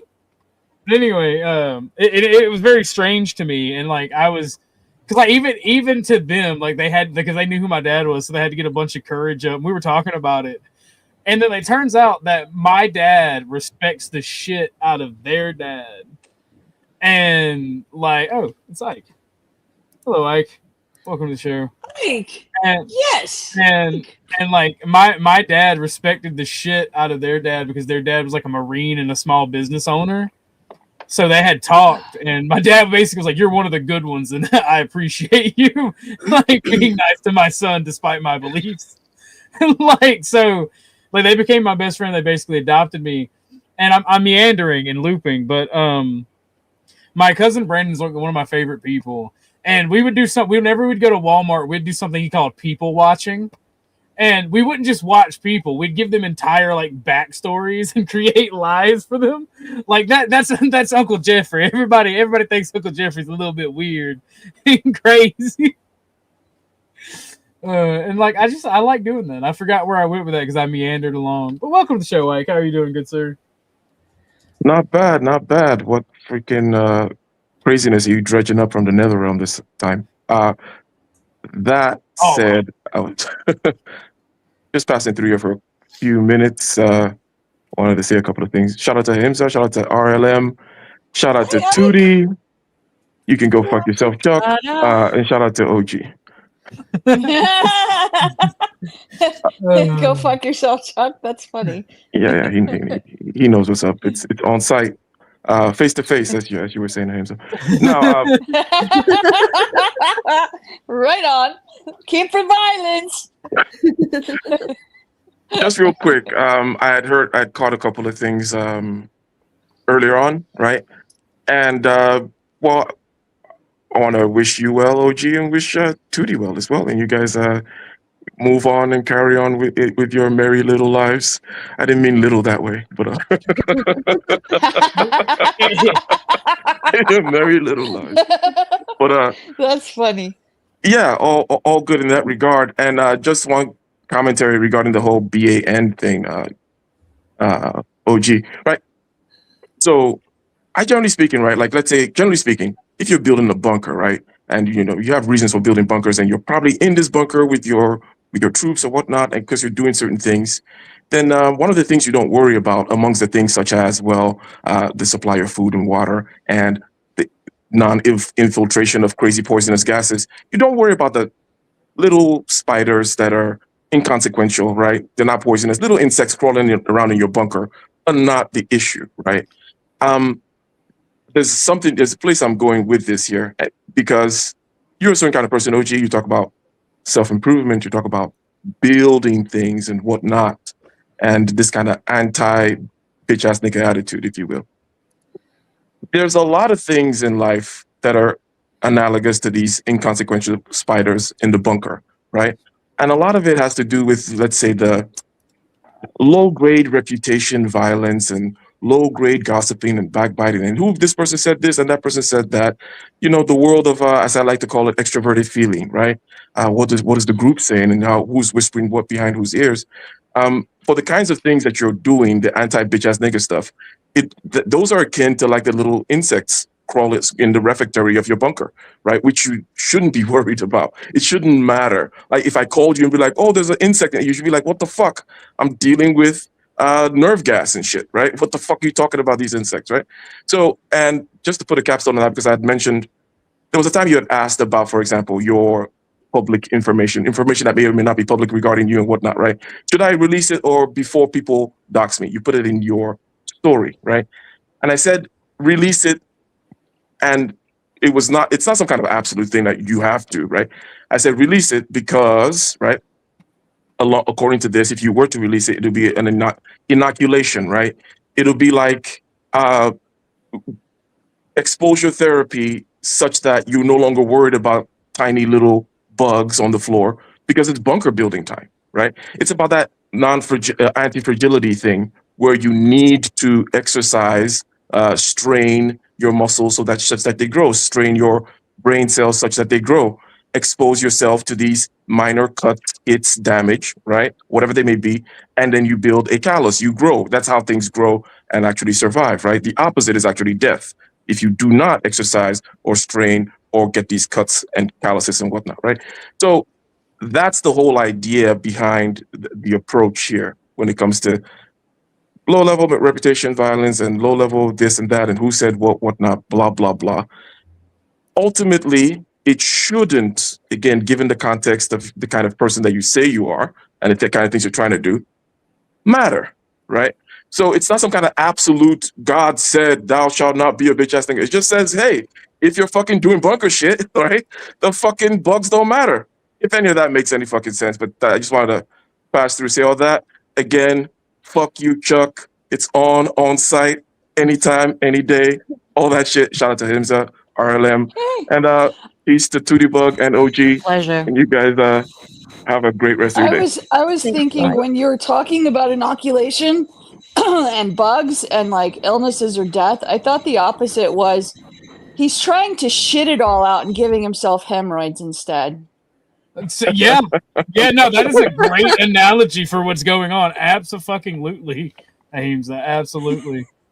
That's just my 2 cents. But So if I may interpret it, don't own the shit. Fuck the shit.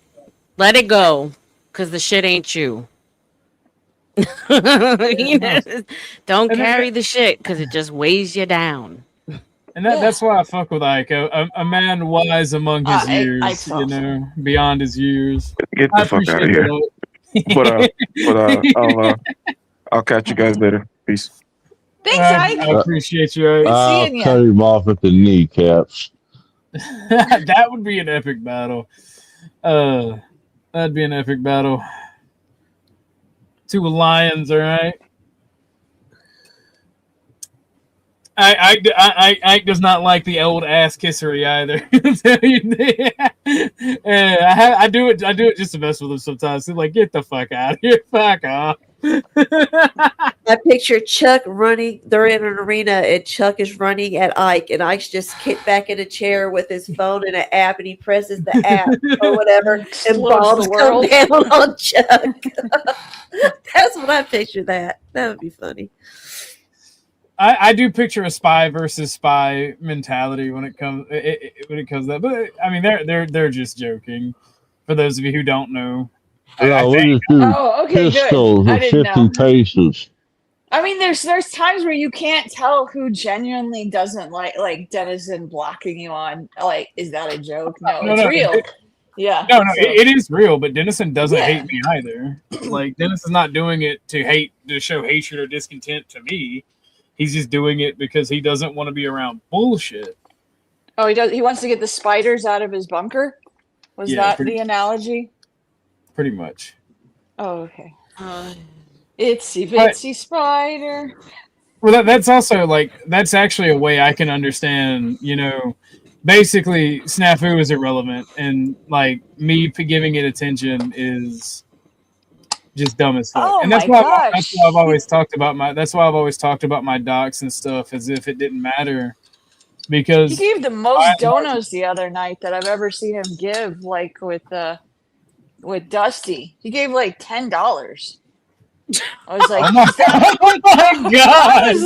I was like, way to go, Snafu! He shot in $2, and I was like, yo, let's make a goal. We got like $25 left, and then he shoots in 5, and I'm like, what's up? What world? I'm like, it's late. However, will he buy his clutch now? I don't know, but it was wild. I was like very impressed.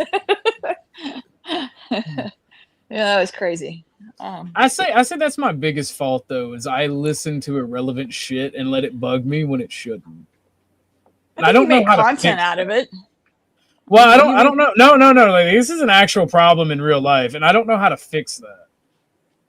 And that does go against the bitch ass nigga purging it, and that's the thing. I think we all have bitch ass nigga moments, and I think that the thing about being a man is to purge that out of your life and to recognize those issues and fight against them. Or to say it's just part of human nature and not take it. No. Because the whole thing that humans are for is to overcome our nature. Like, that's our whole fucking purpose in life. I mean, that's what you think, but that's not necessarily true. I'm just here to have fun and stir shit up.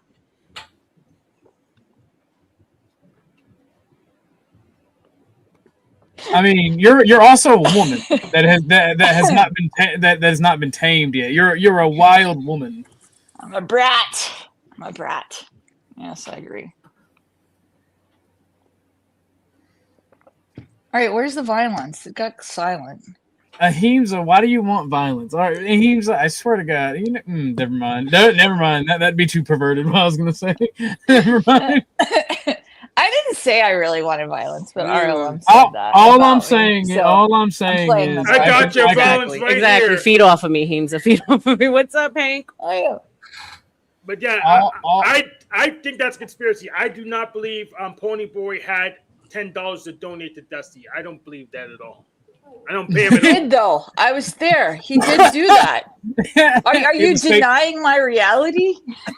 In the Anoverse? I'm not necessarily denying it. I'm just very skeptical because I don't pay him whatsoever. Well, you can go back and watch it. Whatsoever. He's getting into his clutch money. He's getting into his clutch money. And he thinks if he can make great value for Dusty by being a pain in the ass, he could get Dusty to pay for it. But what he needs to do for Dusty is give him like 50 push-ups. That's right. He said, well, you have to talk to OG. And then I asked Dusty if that was true.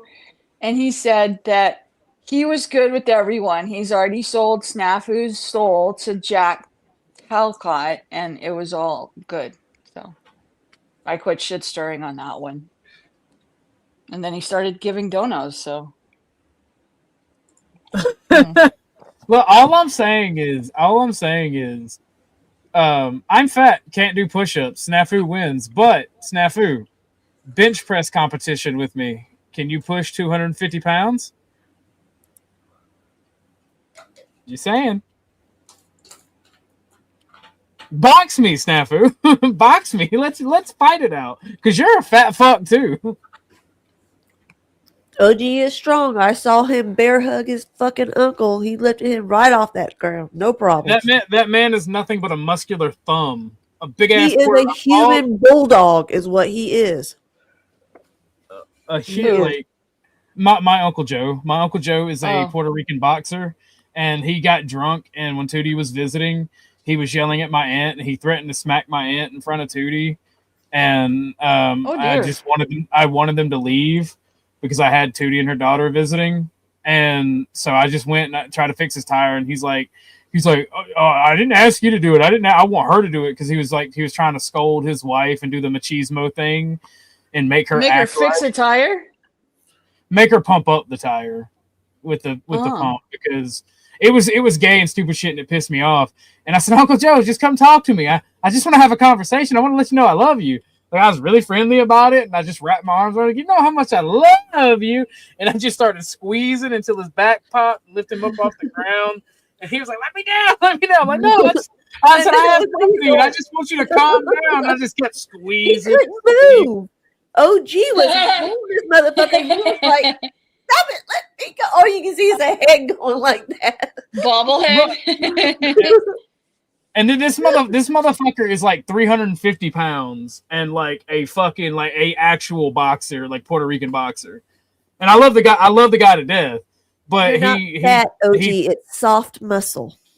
Something like that. I'm losing all of it. That's the annoying part. Man. If he's fat, he says he's fat. He's fat. The shirt that I have right now is like a dress, and it's annoying to me. And I'm literally like have it over my knees like a dress. Because I am constantly losing weight because I've always been fat, but I've always been outdoorsy. Like I love going outside and hiking in the woods. Like me and Tucker, that's why Tucker gets so annoying about it because he's like Tucker loves being outside, and that's my fault. Like I would let him go play in rivers and creeks. So yeah, my uncle Joe is a Puerto Rican boxer. D. Like he's like 5'8" and built like a thumb. Like he's nothing but solid muscle. And he's actually the reason I know how to fight. He taught me how to fight, and then I learned how to use my legs instead of just the boxing he taught me. And then I also learned how to grapple and go to the ground in wrestling. So like I know how to fight very well.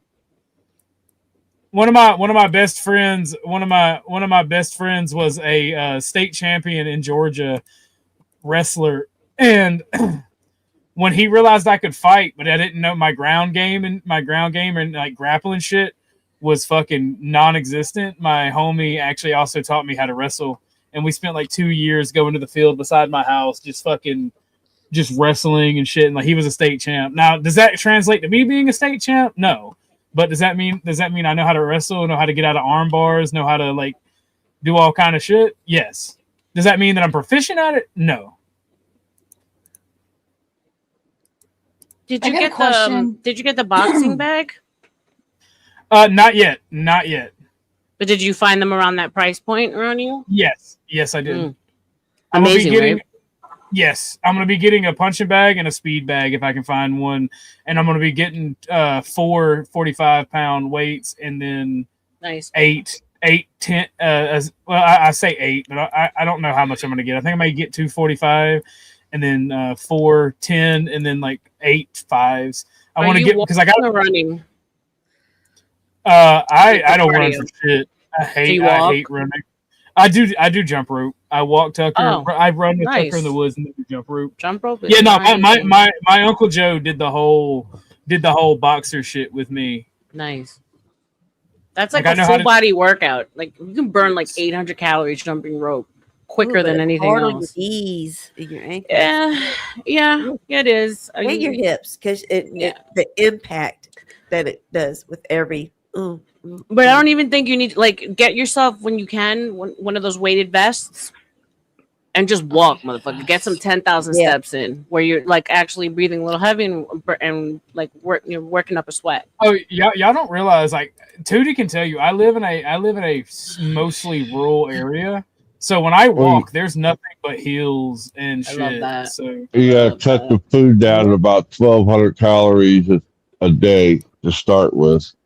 I eat 1,200 for him. I already eat so little that my home. No. You need to up the All calories. protein, no carbs. Yeah, up the calories. Don't even count calories. Just up them. Right. You're taking in way too little, so your body's holding on to fat. Drop the carbs. That's what my homie says because like you're a big boy. You need to take in. Look, carnivore, if you can do it's the best because you're not counting calories. You're taking in a ton of protein. It's going to burn the fat the quickest because your body goes into ketosis and it starts to eat away at the fat, right, for energy. It's not something you can sustain, but it'll get the weight off. D7 said no. D7 said no, and I think she's in the medical. Okay, field, great. so. I mean, and I've also gone up and down from 300 pounds to, up. So I've been really, really big and then small. So he can listen to who he wants and make his decision. I'm not saying that she's wrong. Oh, okay. I'm just giving giving. Okay. Why not D7? Okay. So I'll be quiet. I don't believe I'm sorry. I was 300. just wondering why she's saying that. I mean, like, is there something I don't know about it? Because I recommended that to a friend recently too, the carnivore diet, and I don't know, seems to be working for them. Why wouldn't you do that one? Oh, I'm almost like half my Becca. weight now. I don't believe she got to 300. I do. I can believe that. Hank, wait, what? You'd be surprised, bro. When I was a size 4, I was tiny. I've shared the picture, I think, with Teddy. I was 170 So like some women carry the weight, and I could get, trust me. I'm Muscle five weighs six, more. 160. Well, no, it wasn't muscle, babe. I was fat. So I've okay. struggled with weight. So no, not every diet is right for every person. I will say that. I'm just suggesting, this is just a suggestion because I'm not a medical professional. I would look into carnivore. D7 says no, whatever. But that worked for me. That worked for me. My old lady got up to 3, and I got her down to 1. Oh, so she is saying it's 140. All right, cool. Yeah. Miss Wait, D what? is a Jason Fung Jason Fung acolyte, and she What is a tells Fung? everybody to check out Jason Fung. He's a doctor that Miss D recommends. That his whole he's a doctor and a creator, and his whole thing is medicine and dieting, health she and recommended exercise. him last time. Yeah. She D7. sends I me a bunch said of that videos. carnivore, you're just not sustainable. It's not like long term. It's so he can get that weight off, so he can start getting into more cardio. And it does. You burn that fat fast, and you're not hungry. Now you do go I'm just through a gonna- detox, like you no sugar, no. I'm gonna lose carbs. weight the way I did the first time. I'm gonna do the 80s diet. I'm gonna do the cocaine diet. Let's go. Yeah, baby. All right, let's all right, all right. go.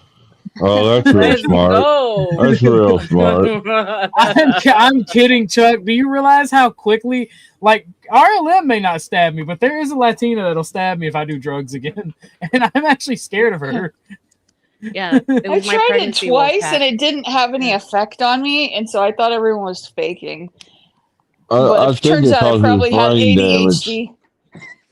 Yeah. Oh, it's because I have brain damage?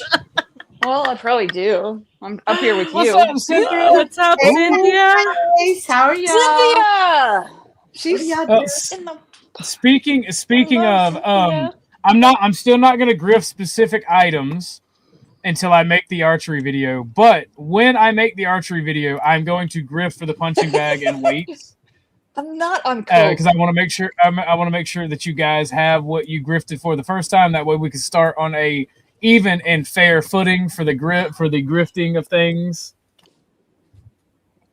So, Aheem's is always on coke. That explains so much. I I'm said jelly. I tried it twice. It didn't have an effect on me. I thought everyone was faking it. It just Well, you didn't know, That's work why I great. said it causes brain damage. If your coke does not have an effect on you Before. and 2 times, you know what you do? You try it 3 times, Ahimsa. No, It just kids. Kids do not do that. Well, no, Somebody apparently I had fake coke. ADHD. They probably fake No, coke. it's not fake coke. That was good stuff. This was like pro golfers. They had good money and they Pro were buying. golf I'm like, and, nah. and cocaine? I don't know about all that. I feel like that'd be like the Yeah, most no, I know. boring cocaine ever. No, I'm just saying it was apparently really good, but I wouldn't know because it didn't have an effect on me. And they were, yeah, like but They it were was, they was geeking. Is that what they geek? well, that's what I found out like 2 years ago. Is I probably had ADHD when I was younger and just didn't know it because cocaine doesn't have an effect on you. And I was like, oh, that explains a lot. Well, it levels you out. So, like Yeah. like amphetamines that are Yeah. in medication for people with ADHD has the adverse effect. It just balances you out. Doesn't get you all geeked up. Yeah. Yeah, coffee makes me sleepy. It facts, I'm Ahimsa. I thought I was an alien. Same here. It's because You you mean have you're not? it's because you have damn, ADHD. busted. Coffee makes me sleepy too, though. It's because you have ADHD. I have the same Yeah. problem. To me, black coffee is just another drink that I love drinking in the morning. Like, because I don't drink coffee. I might put creamer or milk in my coffee, but I don't drink sugar. I don't put a lot of sugar or any sugar in my coffee. I like coffee, but I prefer having a Coca-Cola cream or something instead. I have the coffee maker still, but I don't. For some reason, I don't prioritize coffee, even though I like it.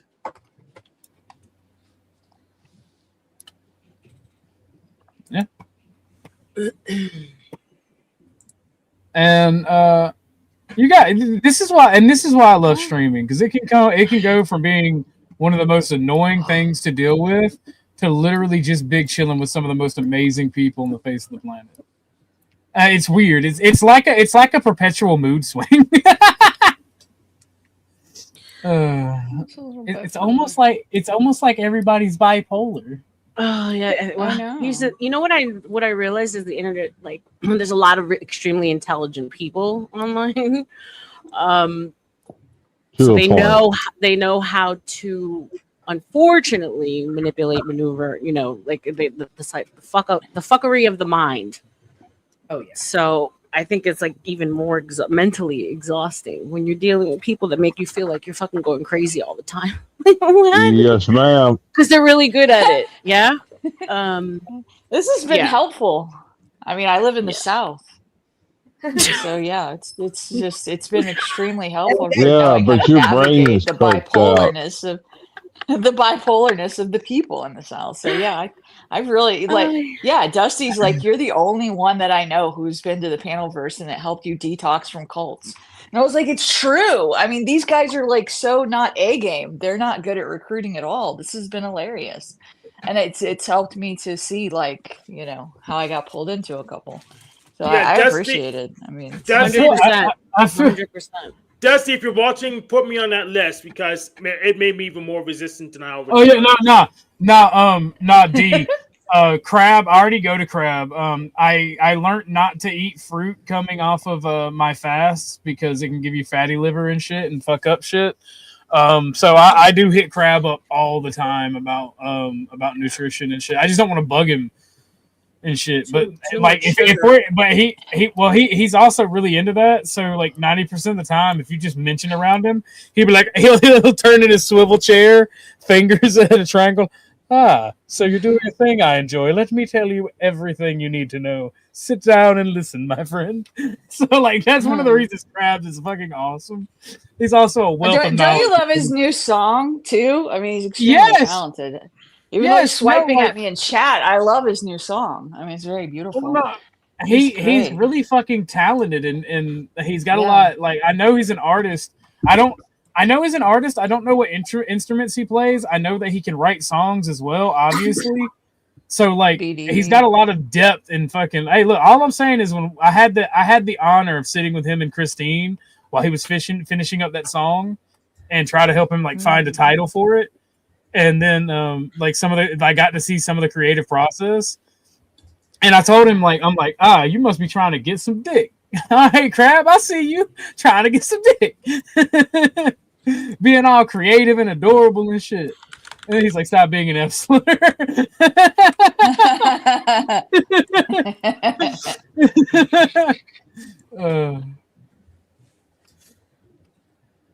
But no, like when I say What have you been up to? So I have my best friend and his nephew and family IRL. I've got a few friends IRL, and then I've got the internet, and you got most of you guys that I talk to on a regular basis. And I am so thankful to God for you, for most of you people. Some of you people, I'm like, Lord, why have you set this bane upon existence? That would be me. No, sure, no. I'm extremely thankful for you. Probably for you to clean it up. There's a mess to clean up. I rack shotgun with religious intent. I understand, Lord. I understand now.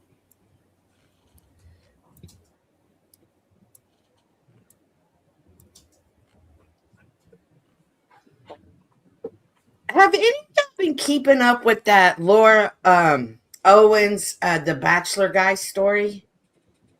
No. That's one that she lied about being pregnant. Bro, yeah. And do you know it was their Panelverse community, like, because they're online. It was YouTubers, a panel that started bringing evidence to the case to bust her. And they started doing all of the investigation work. And then they found out she has done it to 3 other men. Like they did. There we go. And hey, Beth. They raised $10,000 in one live stream. Hi. Guys, I thought you were attorney. gonna say 10,000 fake baby daddies. No, like it's insane. And like she emailed one of them. And like you should never email a content creator because they will make content out of it.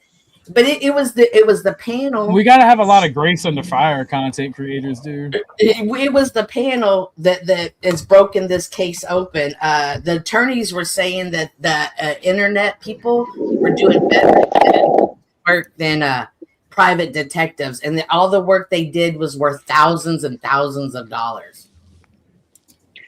Hey, can I say something off topic real quick? I'm sorry. Awesome. Yeah. Because Chuck's here, I just want to say a huge thank you to Chuck, because without him, I would not be on my way to see my daughter graduate right now. Don't worry about it. I don't need that. Thank you. I don't give a fuck if you don't need it.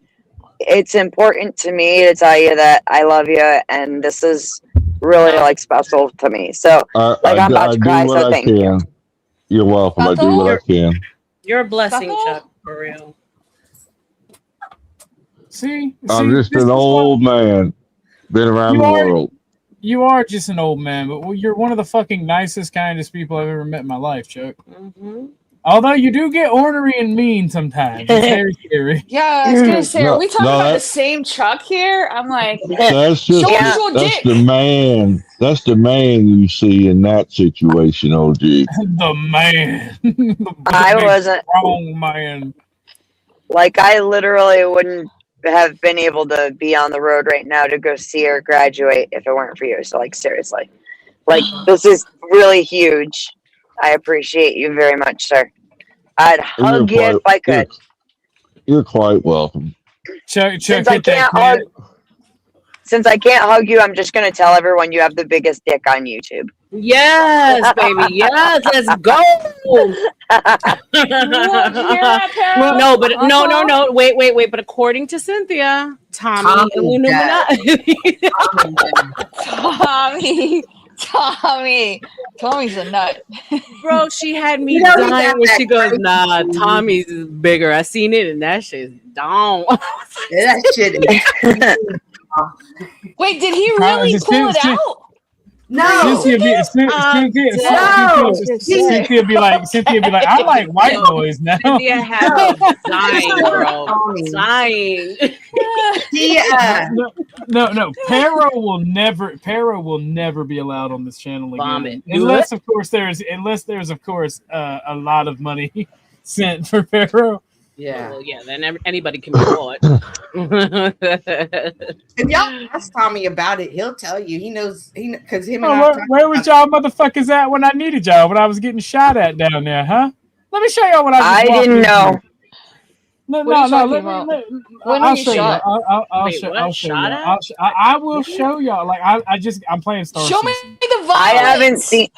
I haven't seen it. How many times have I told you about this? Well, no. This is what I come up to. And like the police is just standing out there, and I'm like, I just killed so many gangsters. Why the fuck are y'all right here now? Where was you bastards at when I needed you? Like, I swear to God. I haven't seen what happened. You just told me, and fucking, I got your back 1000%, dude. You can't do that, OG. I'm in like such a state of like anxiety trying to come down from all this shit. And then you said shot at. I said, what the fuck? All I thought was you got like RLM. No, I How was dare picturing you? a drive-by. How dare both of you not dive in front of those bullets and save our favorite fascists? I don't. Because I like violence? Women to be. Because I like violence. That's crazy, Ahimsa. If I ever get shot at, I'm like, somebody record this for Ahimsa. I'll be recording it. That's what I'm saying. She'll be the one recording it. Are you kidding me? She'd be screaming, "Tuck and roll, OG, tuck and roll." I'm getting shot at. Like I'm gonna hit that fucking Ed Oncer from the boat. Oh God, they shooting. And he's just gonna be like, record it. What we talking about? Chuck? You're not wrong. But this is why I like Star Citizen, right? I get in this fucking like massive shootout with gang members in a drug deal gone bad, but I'm actually just doing other citizen shit. And somebody calls the fucking space police And then, like, I'm sitting here killing wave after wave of bad guy, and then like you go up the elevator and it's just cops with like fucking mega flashlights. Like, hey, what's going on in there? I'm sorry. I'm nerding out. I hate this game so much. I'm a fucking nerd. So wait, in the game you don't like cops? I don't like cops in real life either. Wait a minute. Hey, no, I don't like cops in Star Citizen. I don't like cops in Star Citizen either because they get in the way of my drug running.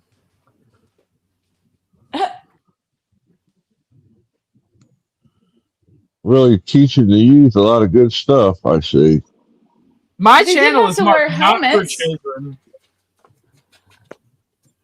I mean, back in our day, we Yeah, didn't have buddy. helmets for kids. I mean, it's more What's like up, Big Toe? the kid who What eats up, the Big most Toe? marbles doesn't What up, reproduce. player from the Himalaya? What's going on, guys?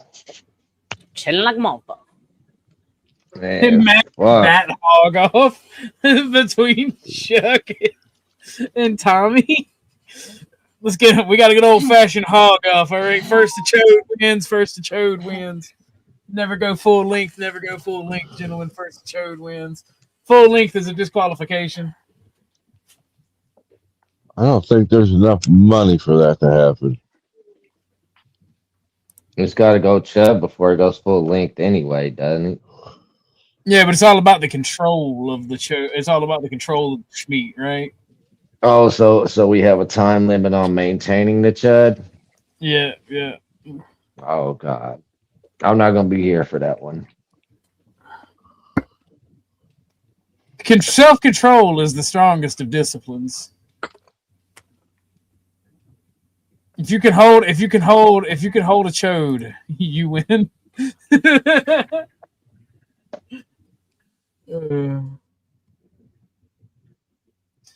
What you mean, Chuck? I'm teaching all the kids great things. I'm teaching them the metric system.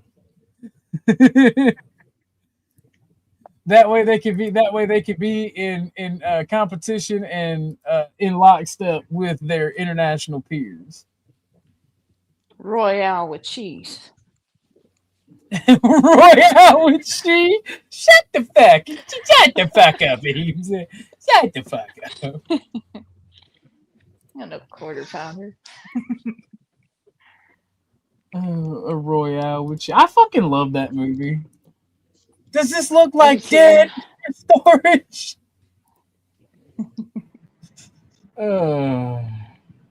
Sorry, I saw gas prices and fumbled my phone. Oh my god, I could imagine in New York. Oh my god. Bruv. I don't even want to know. $4.60 a gallon. Wow. That's not bad. Are you It's just now hitting 4 here. That's Speaking of gas prices and cars, terrifying. I did get a new vehicle and I have to put insurance on it. So, all I'm saying is if you like the show, please consider a donation. We're at the 2-hour mark. I'm going to keep going on this one because I'm having fun. This turned from a shit show into very fun. But please consider donating. This is your bar. This is your soap opera. You got to keep the lights on, ladies and gentlemen. Love and appreciate all of you for watching. You don't have to donate, but I would appreciate a donation. No, Thank you you all. do have Can we to kick donate. people? Can we If kick you want. people? If you want. Someone kick me. No, Bend no, over. y'all should. Everyone should exclusively pay to keep Ahimsa here. Oh, That's a kick me. great idea. She didn't like that one. She got quiet. Her mouth stopped moving and everything. She was like, "Motherfucker." I saw a little bead of sweat develop on her upper lip. Oh, Lord, Lord. That wasn't sweat, RLM. Oh, Chuck, man. God damn. What's the matter with you, bro? Dirty grandpa. Dirty grandpa. I love it. I love it. Dirty Wow. the best. Wow. Oh, I got Chuck's one-liners of like I want to do a coffee table with Chuck's one-liners. There you go. If Chuck That was wasn't funny. throwing those one-liners out, I think there's something wrong with them. And we're gonna Oh, I call thought you were it gonna cure say for whipping bitch ass. assness. Chuck's one-liners. We should write a book of them. Oh no, I'm serious. I'm so serious right now. I feel inspired. Every time he has a one-liner, just write that bitch down. I have had like therapists and other people tell me I should write a book about certain things because like it's so goddamn funny. I'm like. First off, I don't think a therapist should be telling people this. It's just So- like giving you levity and like an outlet, and now with AI, you feed the information and you can bang out a book in no time. If people are I have begging this you one not book. to write a book, is that good, or like would you write it even more? I'd write it anyway, especially with your history with cults. Well, yeah. The small. I've like quoted Cynthia will like this one. You know OTW. Where's Cynthia? Who that is? Who that is? OTW Yeah, is what like, about yeah, I OTW? put in.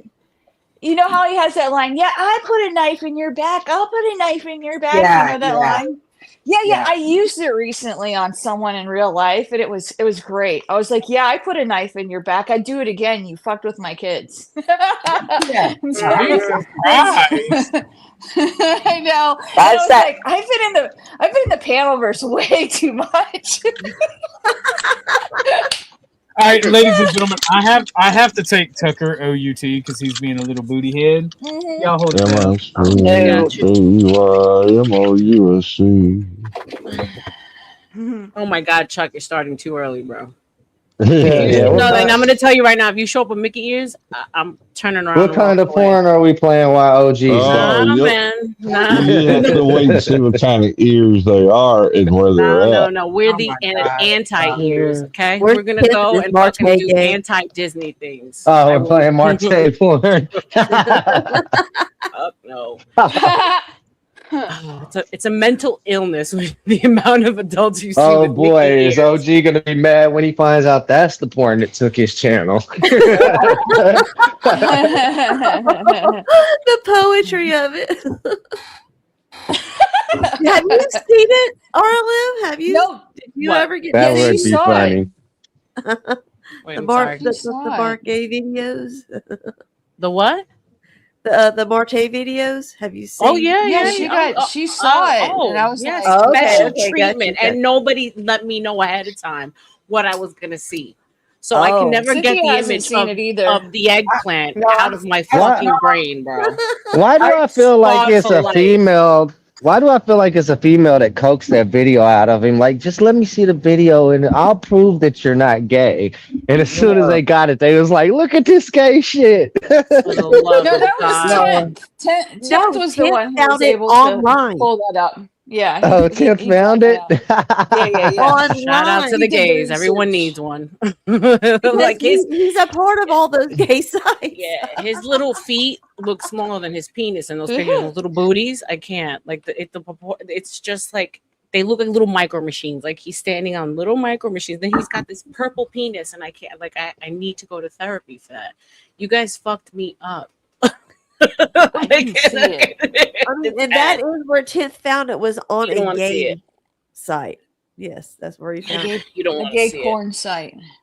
Yep. Donna, I did that. I called for you, baby. He actually found it, I think, on several of them. So Probably. Sites. Yeah. Marte trying to get as much money off that video nobody wants to see as he can. He said it was like, it's not mine, it's theirs. They're the one that put it everywhere. I didn't do it. Who would have ever guessed that his biggest customers would have been YouTubers exposing him though? Facts, bro. I think Facts. he exposed himself. I mean, if I'm you sorry, expose OG. yourself like that. He did. I see what you did with that. I see where you went with that. I think OG's he's walking Tucker. Yeah, dog. well. He's walking the dog. Well, thank you, Chuck, and I'm sorry. I feel like a dick today. I just keep coming in and out, in and out, in and Oh, out. Beth, girl, stop it. You all right? And In and Out, really? Are we going? Oh, I there? came here so I could get my social mood. Burger. I came here so I could get my social mood before work today because I woke up after getting drunk last night with a hangover that I was just like, ugh. Oh shit! I don't know how you can panel with a hangover. I couldn't panel with a hangover.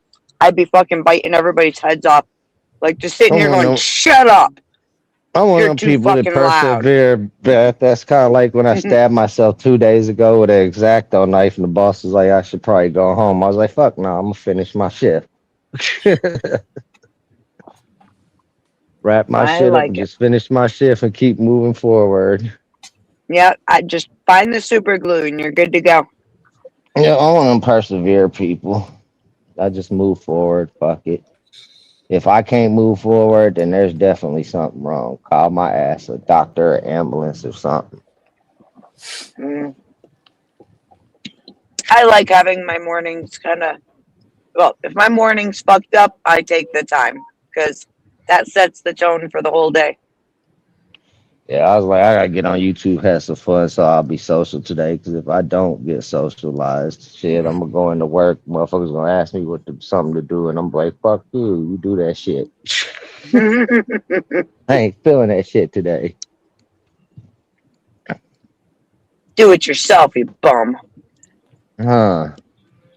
Well, see, the thing is, where I work, a lot of the day shift motherfuckers bring their shit to me to fix their fuck ups. Not today. I got a hangover. Better take that shit back to your desk. When you drink water, does your hangover go away? No, unfortunately, I had to drink more alcohol for my hangover to go away. I gotta I eat. guess I've never, I guess, like really had a hangover because whenever I feel like slight headache, I drink water and I'm like, okay, I'm better now. So I don't know. Is that like a hangover? Yeah, I never have Yeah, that's one of many hangover sides. I'm having more of the groggy, just body feeling like, oh. Yeah, me too. See, my hangover cure is 3 ibuprofen, 1 multivitamin, and a bottle of Gatorade, and I'm good. Yeah, mine is more alcohol because in my 20s I used to smash gallons. So I feel really good the day after tequila, though. It's really weird. Like I feel like a completely new person with so much energy. It's like crazy. You know, if I have a few margaritas, I'm like, wow. It feels. I don't know. It's weird. It's not. I don't think that's normal. I'm always scared the day after margaritas because I don't know what the fuck I did, but it was probably wild. that's why I had to lay off the tequila back in the day. I might be able to do 3-4 gallons of alcohol a week back then, but tequila, because half the week would be forgotten. I don't even know what the fuck I did. Yeah, tequila's so smooth for me. No hangover. Yes. The trick is you never sober up. That way you never suffer a hangover. Yeah, well, there's that. That's how I used to do it. Yeah, that's why I said that's my cure to a hangover. Just drink some more. Or just wait it out. This time I'm gonna wait it out because I ain't going into work drunk. Has anyone like gone through this? I'm curious because it happened to me. I used to be able to drink, like function, not age. So it not like the hangover. Like not the hangover thing, but almost like I started getting like a allergic reaction to alcohol. Like I would get really inflamed, really red, where I never did before. I was just curious if I actually developed like an allergy to it. No, you didn't. Basically, you was developing acute disorder to your kidneys, because that's why I had to stop drinking so heavy. Like I only drink a little bit every few years now. I used to be an everyday drinker, and I mean, I'd be sipping on gallons of shit. Same. Like if my buddies were drinking beer, it'd be like 5 of us. We kill like 3 30 packs and be sitting there looking like fuck. Now we gotta wait for the goddamn liquor store to open. Wow. Yeah, I feel that. So acute kidney, interesting. Alcohol naturally induces the body to release histamine. Yeah, Oh, basically, you got to slow down so your kidneys can recover. You're going to end up with a kidney disorder permanently. God forbid. Poop, poop, poop. Yeah, I because stopped those drinking things can take altogether. you out Yeah. quick. No. Yeah. Yeah, like I said, I take years in between. Like I used to be like 7 years. I would stop drinking for 7 years and then drink for a year straight. But I did that last year, and I was like, yeah, I'm gonna have to switch up the regimen because Damn. drinking for a year straight is rough. Yeah. Well, because when you know that when you're drinking a lot. And I was married to a Scandinavian, and alcohol's a part of their like DNA. I think they were born with alcohol in their bottles. So Someone's got every a night was a metronome in the wind down. background. It was a wind down of Sorry. of no less than It's it's my turn signal. I gotta put gas in my fucking car. Yeah, I understand the sentiment, RLM. Shit, I literally never seen my pops eat any food, but I used to see him drink alcohol It's all the amazing. time. Yeah, he was thin, and he could Yeah, go all yeah, day he was without thin eating. as fuck. Yeah, yeah. 5 o'clock hit, and that scotch starts to hit. Surviving off beer and liquor. Yeah. Oh, thank you, D. I appreciate that. I don't drink. I mean, you marry an alcoholic, and it's a good way to stop drinking. I'm telling you. Oof. I was Or like, become one. yeah. Unfortunately, I he remember- continued. So, but And this is why Chuck has been divorced 99 times. I'm dead. Poor Chuck, leave him alone. And I'm fucking with Chuck. I know. Chuck's my buddy. I love his recovery streams because it's not uptight and it's not like like it's his energy, his humor, his dryness, but recovery based. I vibe with it, Chuck. Yeah, yes, ladies. Chuck is ready for his future wife now, wife number 100, because I'm he's dead. taking all 99 beers off of the wall, ladies. All 99 beers are off of the wall. I got 99 problems, but a bitch ain't one. Well, I remember 2000 was the last year I drank. And, well, it would have been 99. But we went to Disney. And back then, the price of a drink, a beer ran anywhere between $5 and $10, depending on what part of Disney you were in trying to get it. And that was crazy. Yeah, I that's spent definitely a ton way of to money. sober up. That's a Well, way to no, sober up right I there. spent that money. What the fuck, Chuck? Yeah, that's a drinking problem. Yeah. Disney? Wait. That's what I didn't What is- understand. Like when Disney started serving alcohol, I'm like, is it really that bad just taking your kids to a theme it's park and not having to like be inebriated? So I mean, yeah, I remember before when they didn't have alcohol there. Right. The only But place you even when could you get had a drinks was bracelet, at Epcot. Now even when it's you had the everywhere. bracelets, even when you had the bracelets at Disneyland to like fast forward the lines, you're still waiting in line for like 2 hours. So yeah, you need some drink, some smoke, or something at Disneyland. Well, they started serving alcohol at freaking Chuck E. Cheese's. Wow, Even now that- the that's Magic crazy. Kingdom, they're serving alcohol now, which kind of pisses me off. And they're starting to have fights. A lot of fights break out because of the alcohol factor. Oh yeah, Chuck E. Cheese. That's But they crazy. got a new CEO. Let's see if he can straighten things out or not. I don't know if he will or not. Yeah, you But go there, he's you see all definitely these young moms drinking wine. He's Oh, a God, it's decent crazy. dude. Because I've met and talked to him in real life. I didn't know who he was at the time when I was down there. So hopefully he'll come through and straighten things out. If not, I'll have to go fuck off. They won't get no more of my money.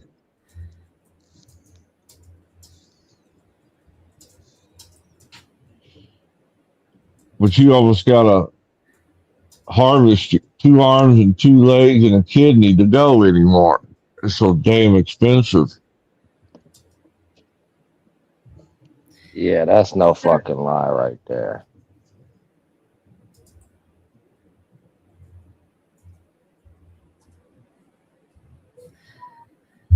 So quiet.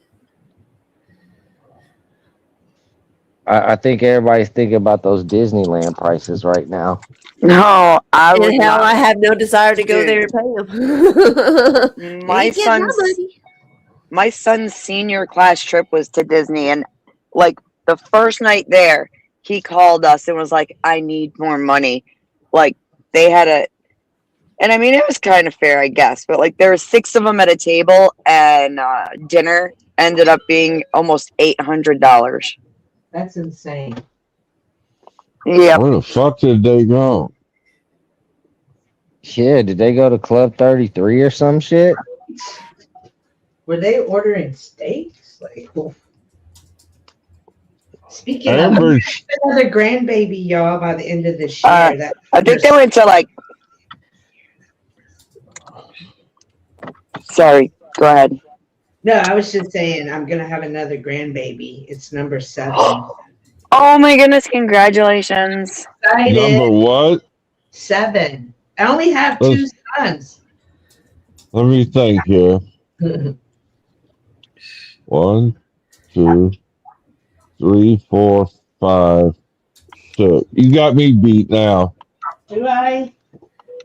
Man, and they're just getting started, so they're not planning on quitting anytime soon. But I'm excited.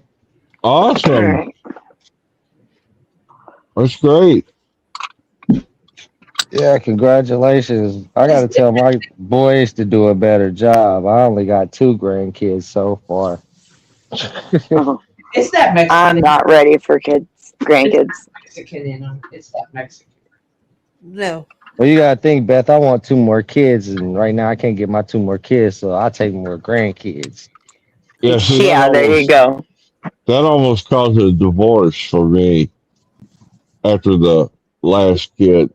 Oh yeah, if I put another baby in her, that might happen, Chuck. Yeah, we were still in Illinois, and they got a thing that you don't need the husband's permission to get your tubes tied. It's up to the woman. And they didn't bother to tell me until after the fact, because they did it immediately after the childbirth. They went ahead and did it. Then told me after the fact. Oh, I was pissed. Yeah, that's how they do it now, Chuck. I'd be 'cause it's pissed just too. one small incision they make now, or 2 sometimes in some cases, and that's all. They don't even have to open the woman up like they used to, bro. Yep. So like right after the birth, that's what they do. They roll them in there and they do their thing, bro. And it don't take long at all. That's what my wife did with our last kid. But They also made tell me- Mine was women planned. be- Mine, I had discussed it with my husband before it happened, and it was already a planned part of the surgery immediately after I had my my Yep. 3rd child.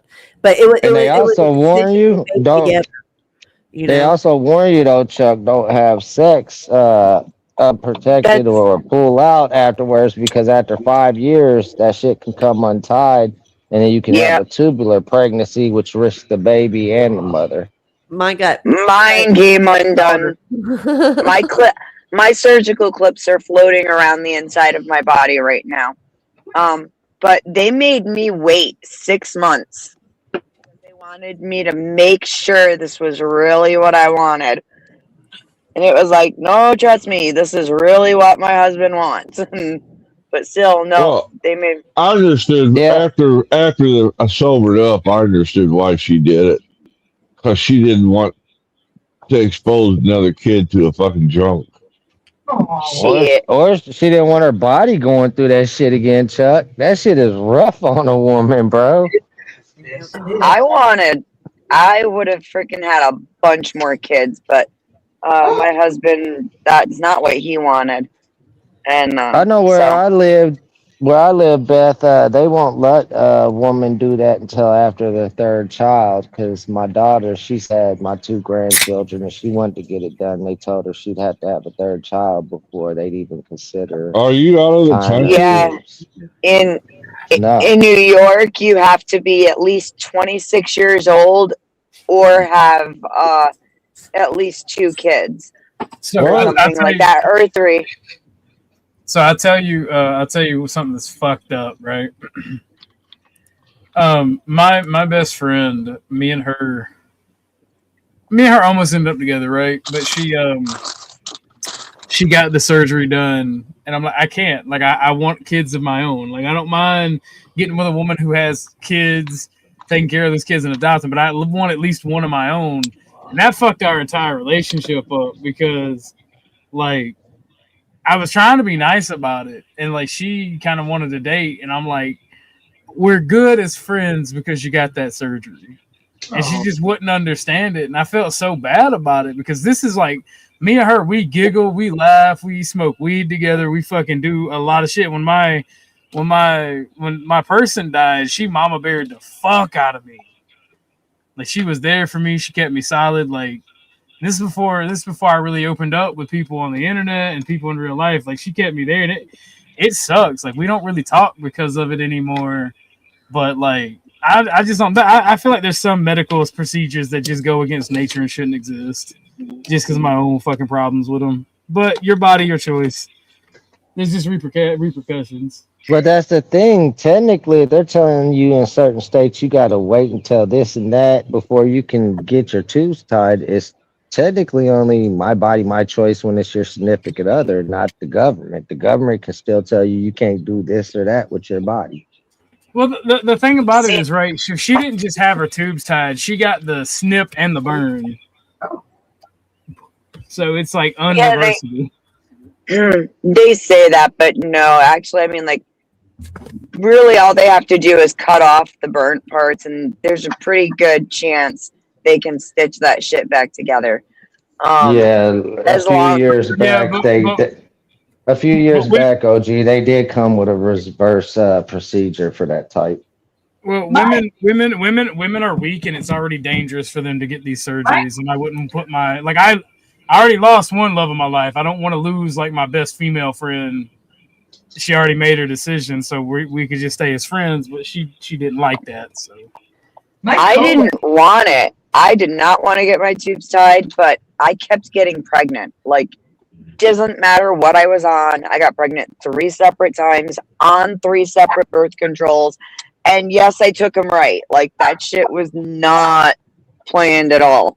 Well, if you have sex, you're damn, Beth, you got to the point you told him don't even touch you because you're gonna get pregnant. Oh my god, yeah, dude, that was the joke because, like I said, that's what my mom used to say to me. She was like, "Fertile Myrtle over here," and I'm like, "Shut the fuck up!" And like, they made me wait 6 months, and I'm looking at, I'm like, "Don't even sneeze on me, I'll fucking kill you." Like, it took like a year and a half before the birth controls would fail, but it just happened. And then, so after I got my tubes tied, when we found out that the clips had come off and were all floating around my fucking body, that right there was just like, what is God trying to tell me? Because that shit, I can't make this shit up. What the fuck?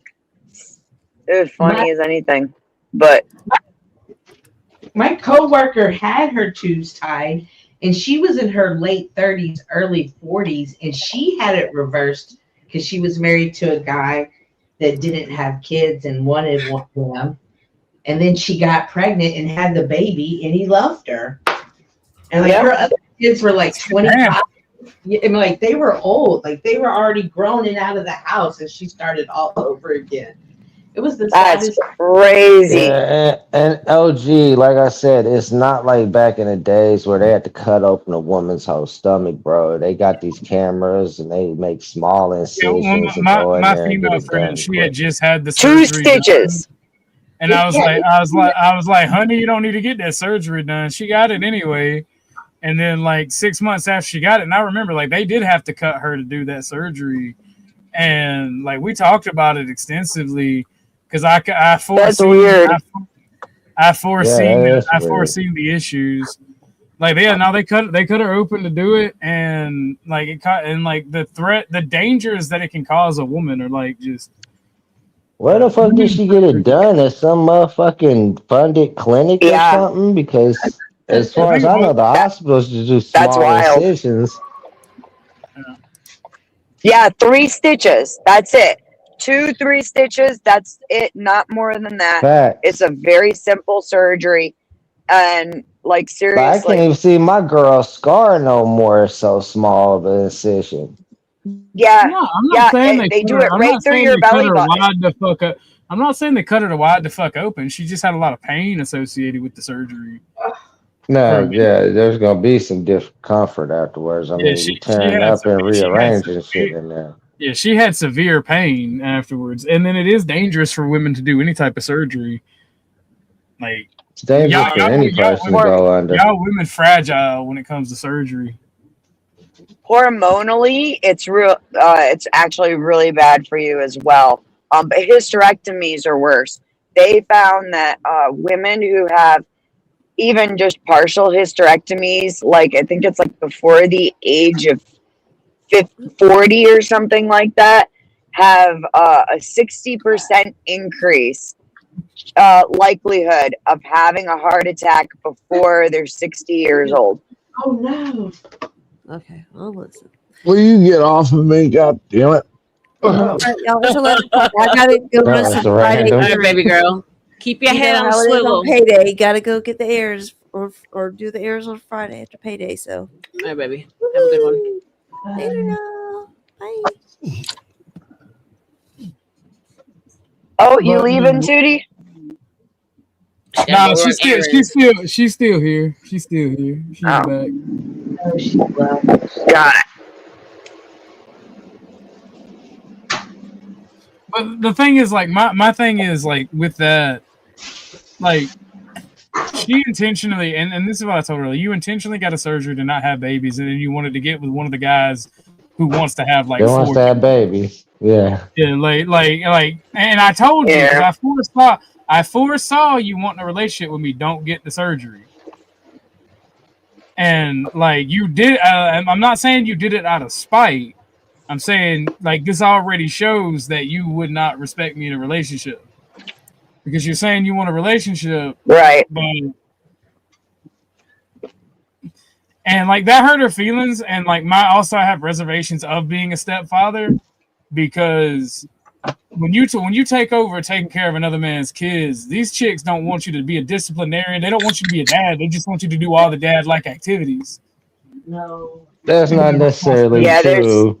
it's not true. But the problem you're gonna bump into is always gonna be with the kid itself and the resentment Well, it's gonna be with because the you ain't kid, their father. and 90% of the moms gonna let that shit slide and let. I'm not saying that I wouldn't say it's 90%, but I wouldn't say that there's not moms that do that. There's definitely moms that do that type of shit, but I'm just saying it's not all of them. And that's the thing, and that's why when I talked to my friend about this, she wound up crying. I felt bad, and I'm like, I don't mind giving it a chance, but you literally done some stuff that shows me that you don't want a relationship with me because I'm not gonna raise another man's kids without the potential to have my own. Like that's off the wall. Well, then it depends. Does she got a crazy baby daddy? You gotta fucking gauge a lot of shit. Oh no, that don't matter to me. That don't matter to me. I'll put a wild dog down. You know what I'm saying? Yeah, but still, I mean, it's the whole factor of having to deal with drama, stress, and chaos. You know. Yes. She already dealing with that. She already dealing with that nigga. What's her pumping out my baby got to do with Oh, that? it's worse. Look. Peace. I was a stepmom, okay? And my ex-husband's baby mama was the most psychotic person I've ever met in my whole fucking life.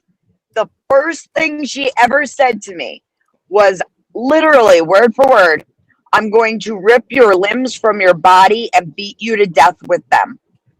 Oh, nice. And I started laughing my ass off. I was like, wow, chick. I didn't even do like holy shit. We couldn't do. Welcome back. How are you doing, brother? Thank you for coming in. I hope you're enjoying the show. No, I mean my thing is like I will not like I don't mind being a stepdad. But there are certain times like the minute and I've even said this to her, that's what started the crime. Like the minute you tell me, oh, I can't discipline or I'm not their dad, it's not my call, I'll be like, all right, bet, get the fuck out my house. Yeah. See, that was one thing was with my husband. I was absolutely immediate relationship over. we both came into the relationship with a daughter of our own. I had one, he had one. My daughter, he was 100% dad. He acted like dad. He did every dad thing. He could discipline her. That was fine. With his daughter, I couldn't even put her in timeout without the police being sent to my house. It was outrageous. Was So I he understand. divorced? Was he divorced when you met him? They were never married. Oh, that would explain it then. My stepdaughter was 2.5 when she was 3.5 when I met him. And wow, man, her mom was freaking out there. And she would put the kid in the middle and use her as a pawn to like start problems between us all the time. I felt so bad for that little girl. There's a lot of women to do that. I would give OG if he went to say 60% women weaponizing the kid when the relationship is over.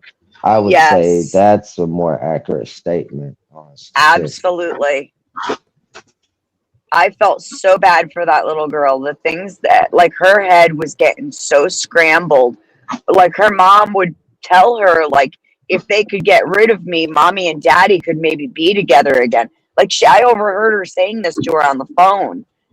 And then, like, they would fucking stir shit, poke shit, lie. I mean, like I said, if I put her in timeout, her mother would send the cops to my house. It was it was just insane. Not all people deserve kids, but all kids deserve parents.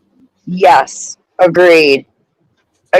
To this day, well, not so much. After my husband and I divorced, like, things kind of went separate. Like, but up until then, I mean, there were periods of time when we weren't together where she still would call me up and be like, "What's the name of that tea you used to make me when my stomach was upset?" Or what was this? What was that? So I'm just glad I was able to build some kind of a good bond with her for the time that I was in her life. Like I've had some fucked up conversations with my female friends that be like, "You'd make a good father." I'm like, then why do you you women make me mad about one thing in particular. And I'm not going to put my actual business, like, I'll joke around about criminality and crime, but I'm not going to put my actual business. But there are a few females who know. And it's funny as fuck. And I'm talking about real life. Because all females, they seem to love them bad boys. But y'all bitches pick the fucking fake-ass pretty boys. Not the criminals that will walk in your goddamn house. And, like, I literally... Yeah. One of the girls who knew me when I was at my height of criminality, I was arguing with some just bitch, and I guess she liked me, but she was trying to like female neg me, and like we were talking about this. She's like, "I like bad boys." I'm like, "Bitch, you wouldn't know a bad boy if he walked up and was talking to you in your fucking face." And like she said, "Oh, how would you know? I like that. I like this. I like that."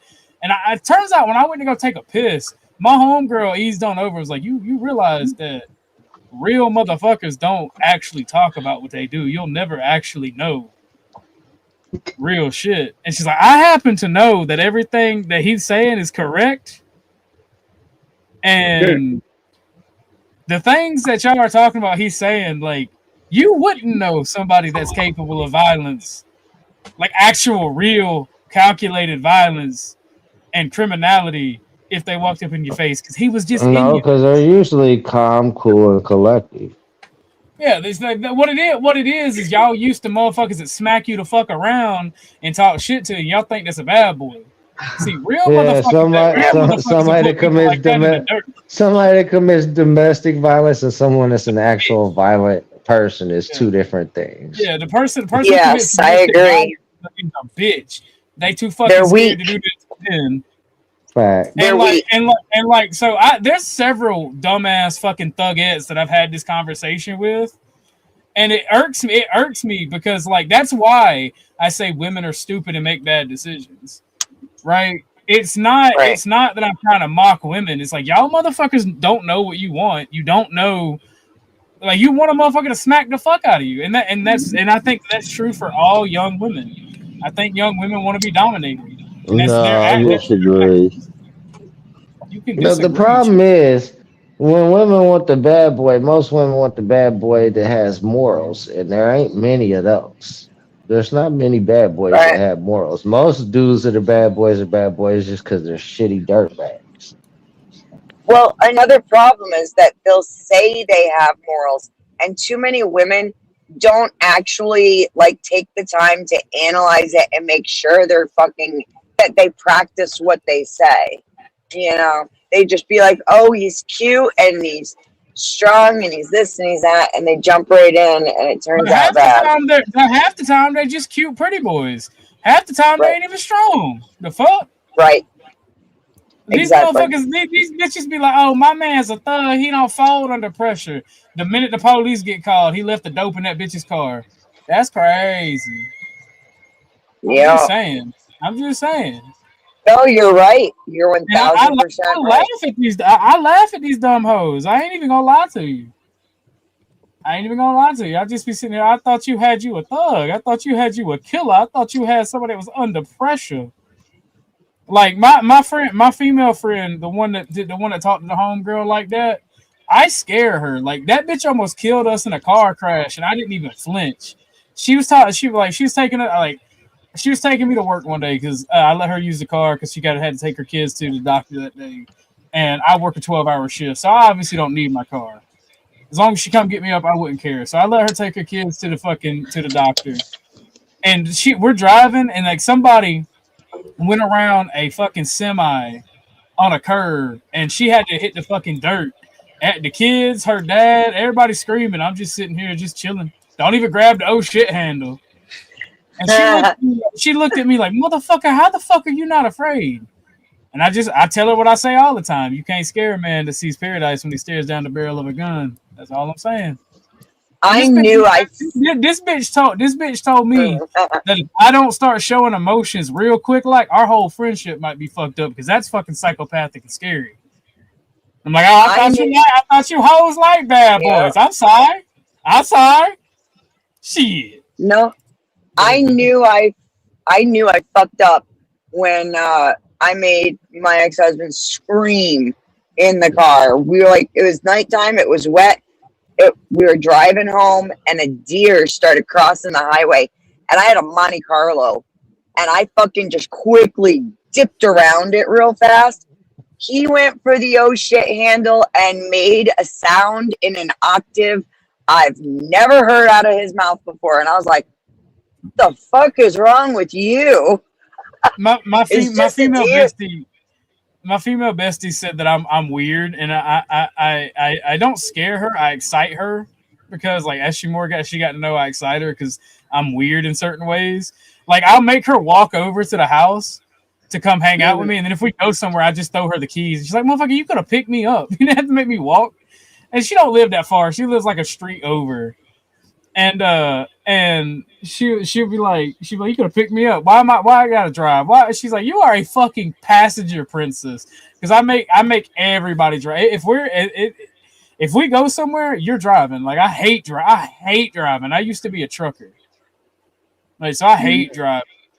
And like she always called me a passenger princess and everything because I just be sitting there. She's like, "I want to be passenger princess sometimes. God damn, take me for a ride on the dirt road."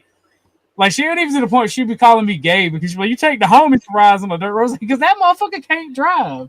And one of the reasons that she got so freaked out about my just non-reaction is I always play around with her. She thought I was actually scared of her driving. I'm like, "No, bitch, I let you drive. I trust you to drive." And she thought I was scared because every time she like make a turn too hard, I'd be like, "Oh!" I grab the oh shit handle exaggeratedly just to fuck with her. And she'd be like, I thought you didn't trust me or you didn't think I could drive. Like, no, bitch, I'm just picking on you. There's a time to be serious. Almost dying is a time to be serious, ho. Let me ask you a question, OG. How many times have you literally faced situations of danger that could have been death? More times than I can count, honestly. That's why you don't have a response.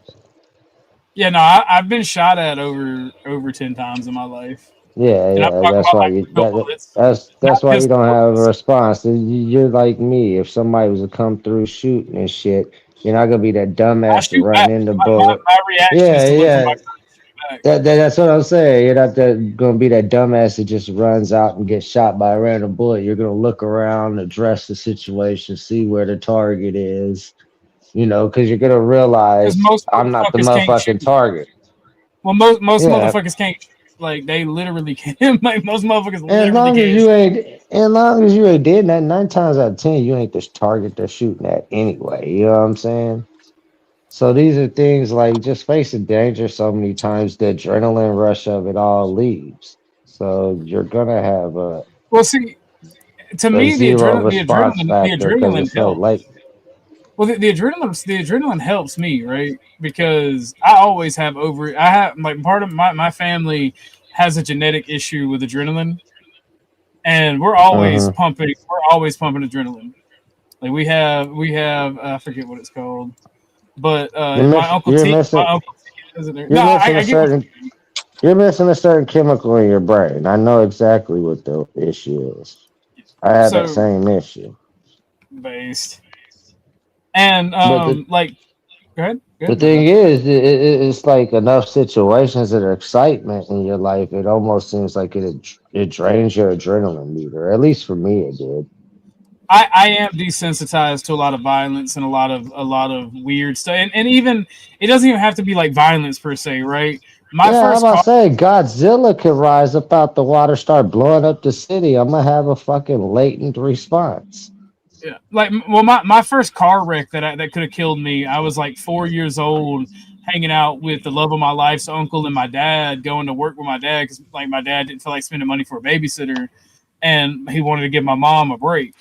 And that happened a lot, right? And we picked up the love of my life's uncle. I played with her for like the first 2 hours in the morning, and then when it was time for them to go to work, they snatched me up. We got in the back of the car. Well, me and her uncle sat in the back of the car because he was like 21. Like he was like substantially like he's like 5-10 years younger than my dad. And me and him was playing in the back seat, and they had a coworker sitting in the driver. And they had a fucking ladder coming through the car.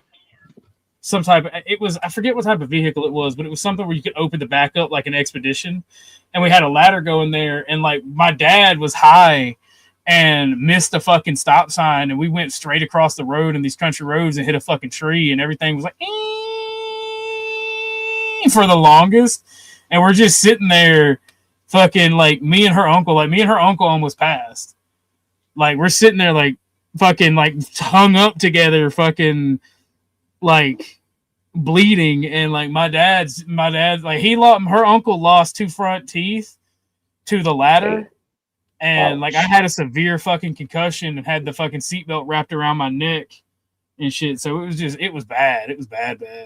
And that was like the first time that I almost passed. And then one time about a year later after that, we were visiting High Falls in Georgia, and there used to be an abandoned bridge and shit where people could go down the river from the falls.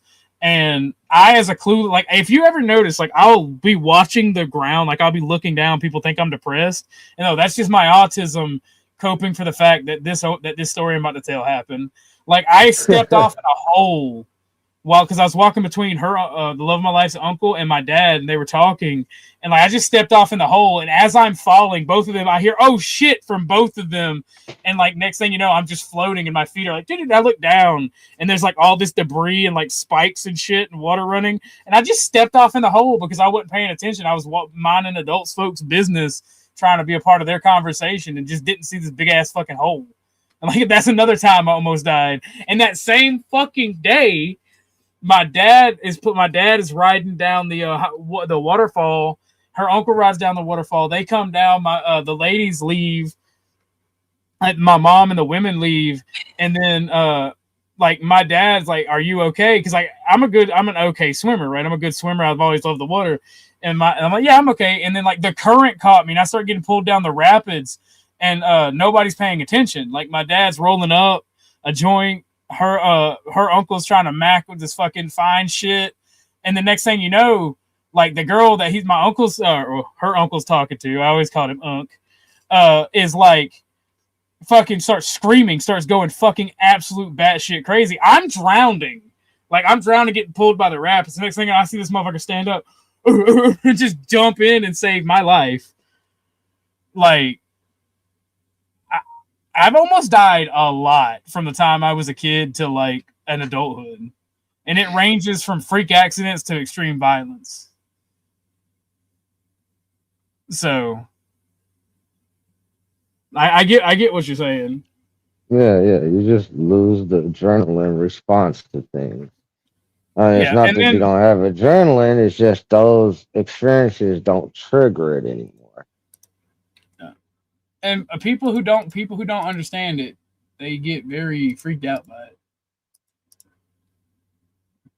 So I mean, it's kind of a gift and a curse. It's a gift to your nerves, but it's a curse to your safety in certain situations, honestly. yeah, There's so many times I've gotten fucked up and injured because I didn't have the fear to move out the fucking way. Well, my cousin Brandon and my adopted brothers, they call it "wish a nigga would" syndrome.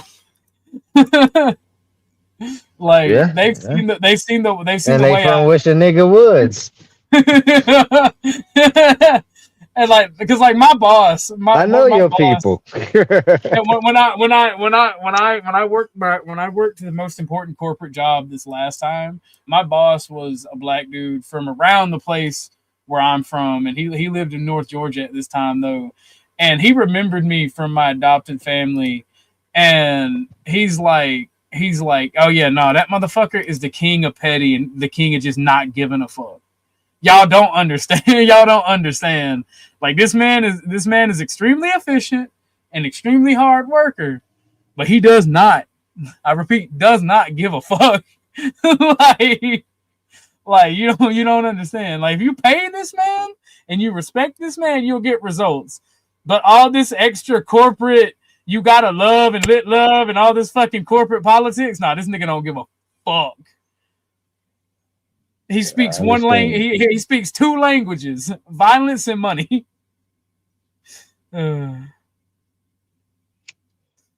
So I'm always I'm a corporate problem child. Is why this conversation came up too.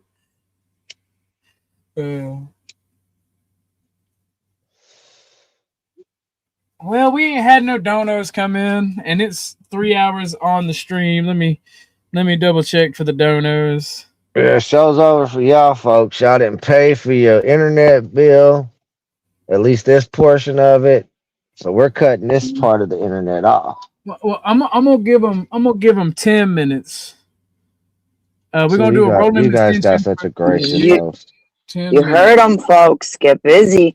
Break out them wallets. $30 for an hour, 60 for two. Come on, that's nothing, bro. 99-cent go to Somali in need. His name is Vanta. Flies around the head and all. The rest goes to OG, and we know OG deserves it today. I know all you motherfuckers ain't broke. There's a couple y'all in the chat being greedy. It's fucking payday. It is Friday, motherfucker. It's payday. Oh Lord of mercy. I'm pocket watching. It's payday. I got invited back to Fatty's panel, but I'm not gonna make it. I'm so annoyed. Why? What's up? What? I'm not available, and it's a closed panel. I hate. He's like, it's closed, so you can't come later. I'm like, God damn it. They're fun. The panels are fun. They get crazy on there. I don't get Fatty. You watched my last one, yeah? Yeah, I was watching when you were on Fatty's. You did really good. You just got to be more aggressive. No, I'm not fighting for airtime. No, it's not fighting for airtime. It's fighting stupid people to tell their. But like I'm not there to like be a female to make a point. I'm there to marketing, yeah. And I'm there for my one-liners, my clippable moments. That's what You know I was what I'm about to saying? say. I just hit them with one-liners as I can. Good shit, Yeah. RLM. And I Good got it call. in, bro. I got it in. That chick with the noodle hair, I was like, fucking repeal the 19th. Boom, one liner. I was like, this is the reason why feminism has failed us. Boom, another liner. And that was it. I got my moment. You hurt that bitch's feelings. I That's just how I want to got Val to block me. She kept going back to me even after Sarah went to her. She kept going back. She was death on me. She brought up the black card at that point. I was like, yo, literally, I knew. I'm not gonna reason we're crazy. I knew the trigger. I knew. That's how I got clash with Val, RLM. He would only come around every once in a while, and then he'd just be around on his channel like he was better than the rest of us. So one day that shit just got on my nerves. He popped in the panel with us. I just kept hitting his ass with one-liners until I irritated the fuck out of him. He said, Yep. "Is that all you're gonna do is one-liners?" I said, "Yep, that's all you get." That's all But you that's get. that's why I fuck with you, Exile. That's why I fuck with you because you're one of the funniest dudes, and you don't Texas mean no booty. harm. But if a motherfucker take offense, you finna raw dog that booty. You But finna let me, go but he comes in. I was telling him. I was it. telling. Hold on, guys, because I haven't said much here, and I'm gonna leave in a minute. He was like, I told him yesterday. I'm like, he comes in with one-liners. I remember him from Gospel Bob. He literally will come in, say one or two sentences, and leave. He drops a nugget, and then he's out, and he makes an impact. I was like, God damn, that's what you do.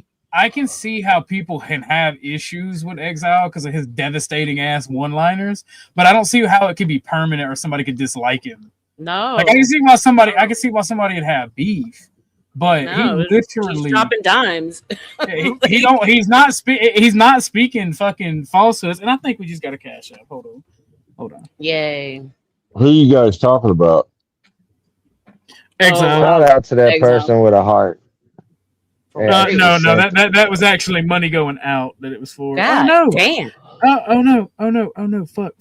I locked my fucking card just on principle, and my fucking camera. They just tried to take my camera payment out. I need that second camera. Have at it. But we still got a few more minutes before time is up. Anyway, we still got about 4 minutes. But no, that's the thing. Like, I'm gonna try to get the archery competition video done, and then I'm gonna try to move on to some firearms. I'm scared to shoot my guns. I'm scared the fire may awaken them. They might explode. So here's hoping that doesn't happen. Why don't you just take them to a gunsmith and have a gunsmith go ahead and clean them and test fire them for you, so you know when you take them to the range, they're safe for you. Because a gunsmith wants like $200 per gun to work on, even look at them. How many guns are you trying to take? I have about 15 guns. I gotta check something, so if I drop, I'll be right back. Well, I know you know how to clean guns. How about you clean guns, and that one dumbass friend that likes to do dumbass shit, you let him shoot the guns I off already first. got you. Yeah, because the guns have been clean since November, and I clean them. I clean them, and I look at them. I don't see any weak spots or cracks in anything. Right? Well, but I you do won't see a weak spot. I know. But Oh, you know you got that one friend that ain't got no family, or his family don't fuck with him, and he's always like voluntarily a sacrificial lamb for situations. That's the crash out little Timothy. No, I already got you. Because we've already discussed this. He's like, you can make content out of it too. He's like just be like. He said, just be like what was it? The Kentucky Ballistics. Stick a thumb in it if my neck gets hit. I'm like, little Timothy, you are a crash out, and I love you. I know nobody else does, but I love you. Good looking out. Just tell him you'll let him keep one of the guns that ain't faulty when he's done testing them. Oh no, I'll just buy that motherfucker a Big Mac and a fucking blunt, and he'll be all right. And if little Timothy isn't available, I got plenty of scrap wood and fucking a vice. So I'm just probably going to put him to a vice because little Timothy, I think, is in some legal trouble right now. Uh-oh. No, has he been convicted yet? I don't think it's a felony, but he he smacked the dog shit out of somebody, and it may have been the wrong somebody. Assault charges can still, get your gun taken away for a minute, Wait, depending on the circumstances. it wasn't a woman or anything like that. It was somebody. Yeah, It was it's probably like a misdemeanor. It's probably like it a was a misdemeanor judge's- assault charge. It was a judge's grandson that was running his mouth. So And he didn't is he realize- in he didn't city realize- court for it? County. I think it's magistrate. Yeah, county court. That would be city court. So yeah, it's a misdemeanor assault charge, which means probably at tops a year without any gun rights. That's only if a restraining order and distance order has been put. He beat the between you and the the victim. dog. Little Jimothy beat the fucking dog shit out of fucking Tim. Yeah, but still, I mean, if it's in the court system, you're saying it's still a misdemeanor assault charge.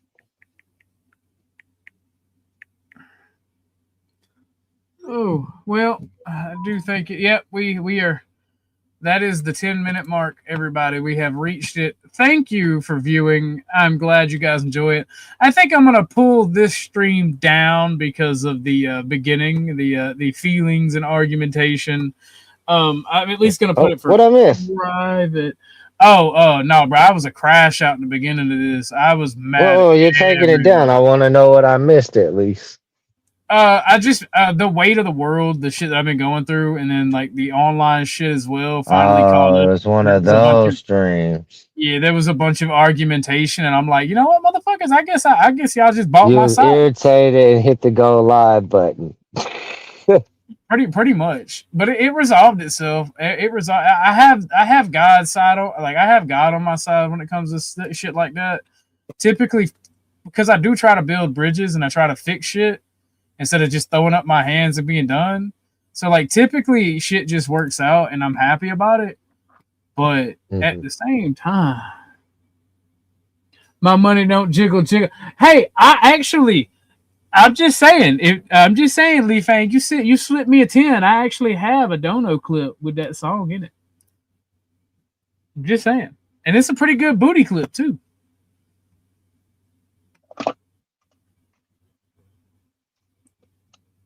I'd just like to say, RLM, for being a new streamer around here, you're doing awesome as far as this community.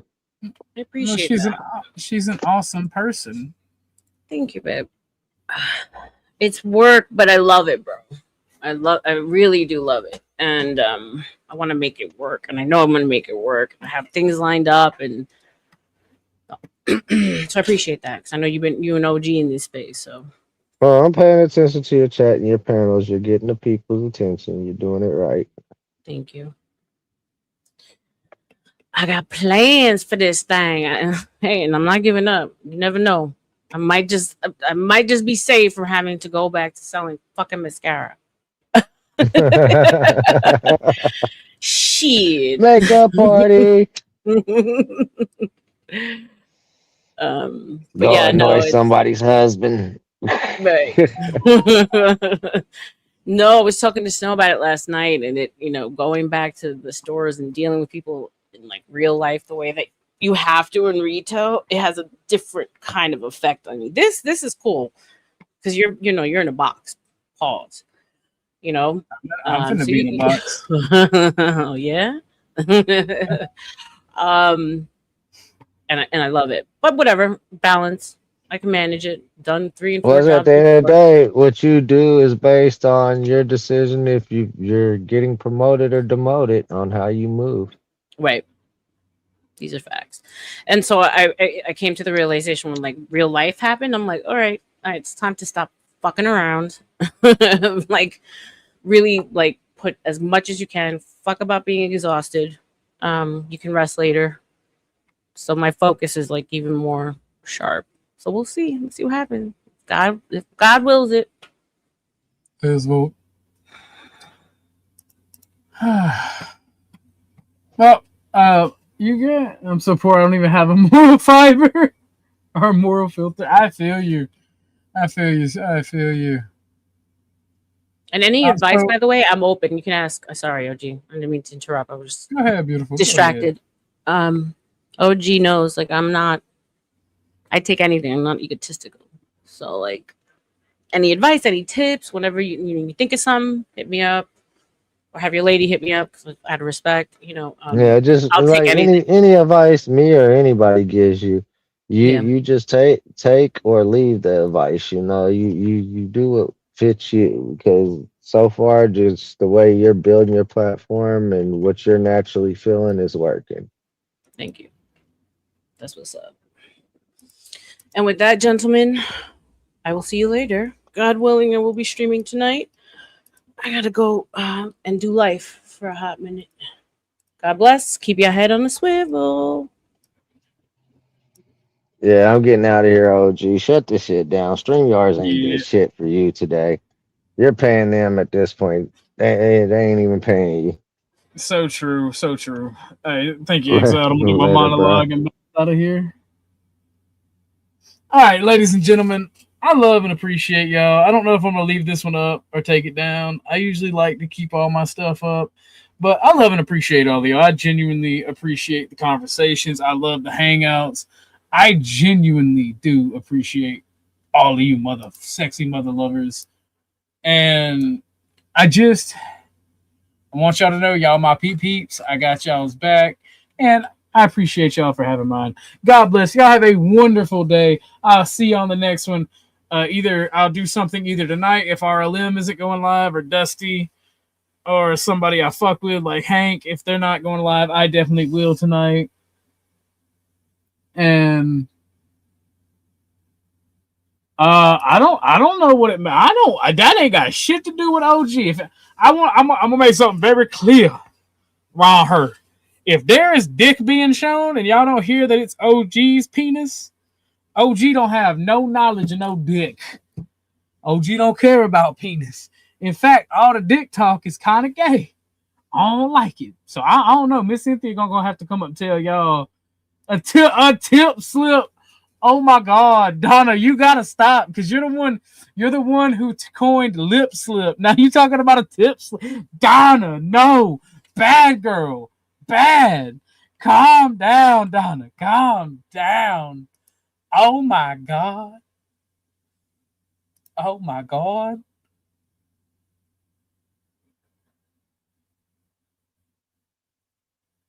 But much love, everybody. I love and appreciate you guys.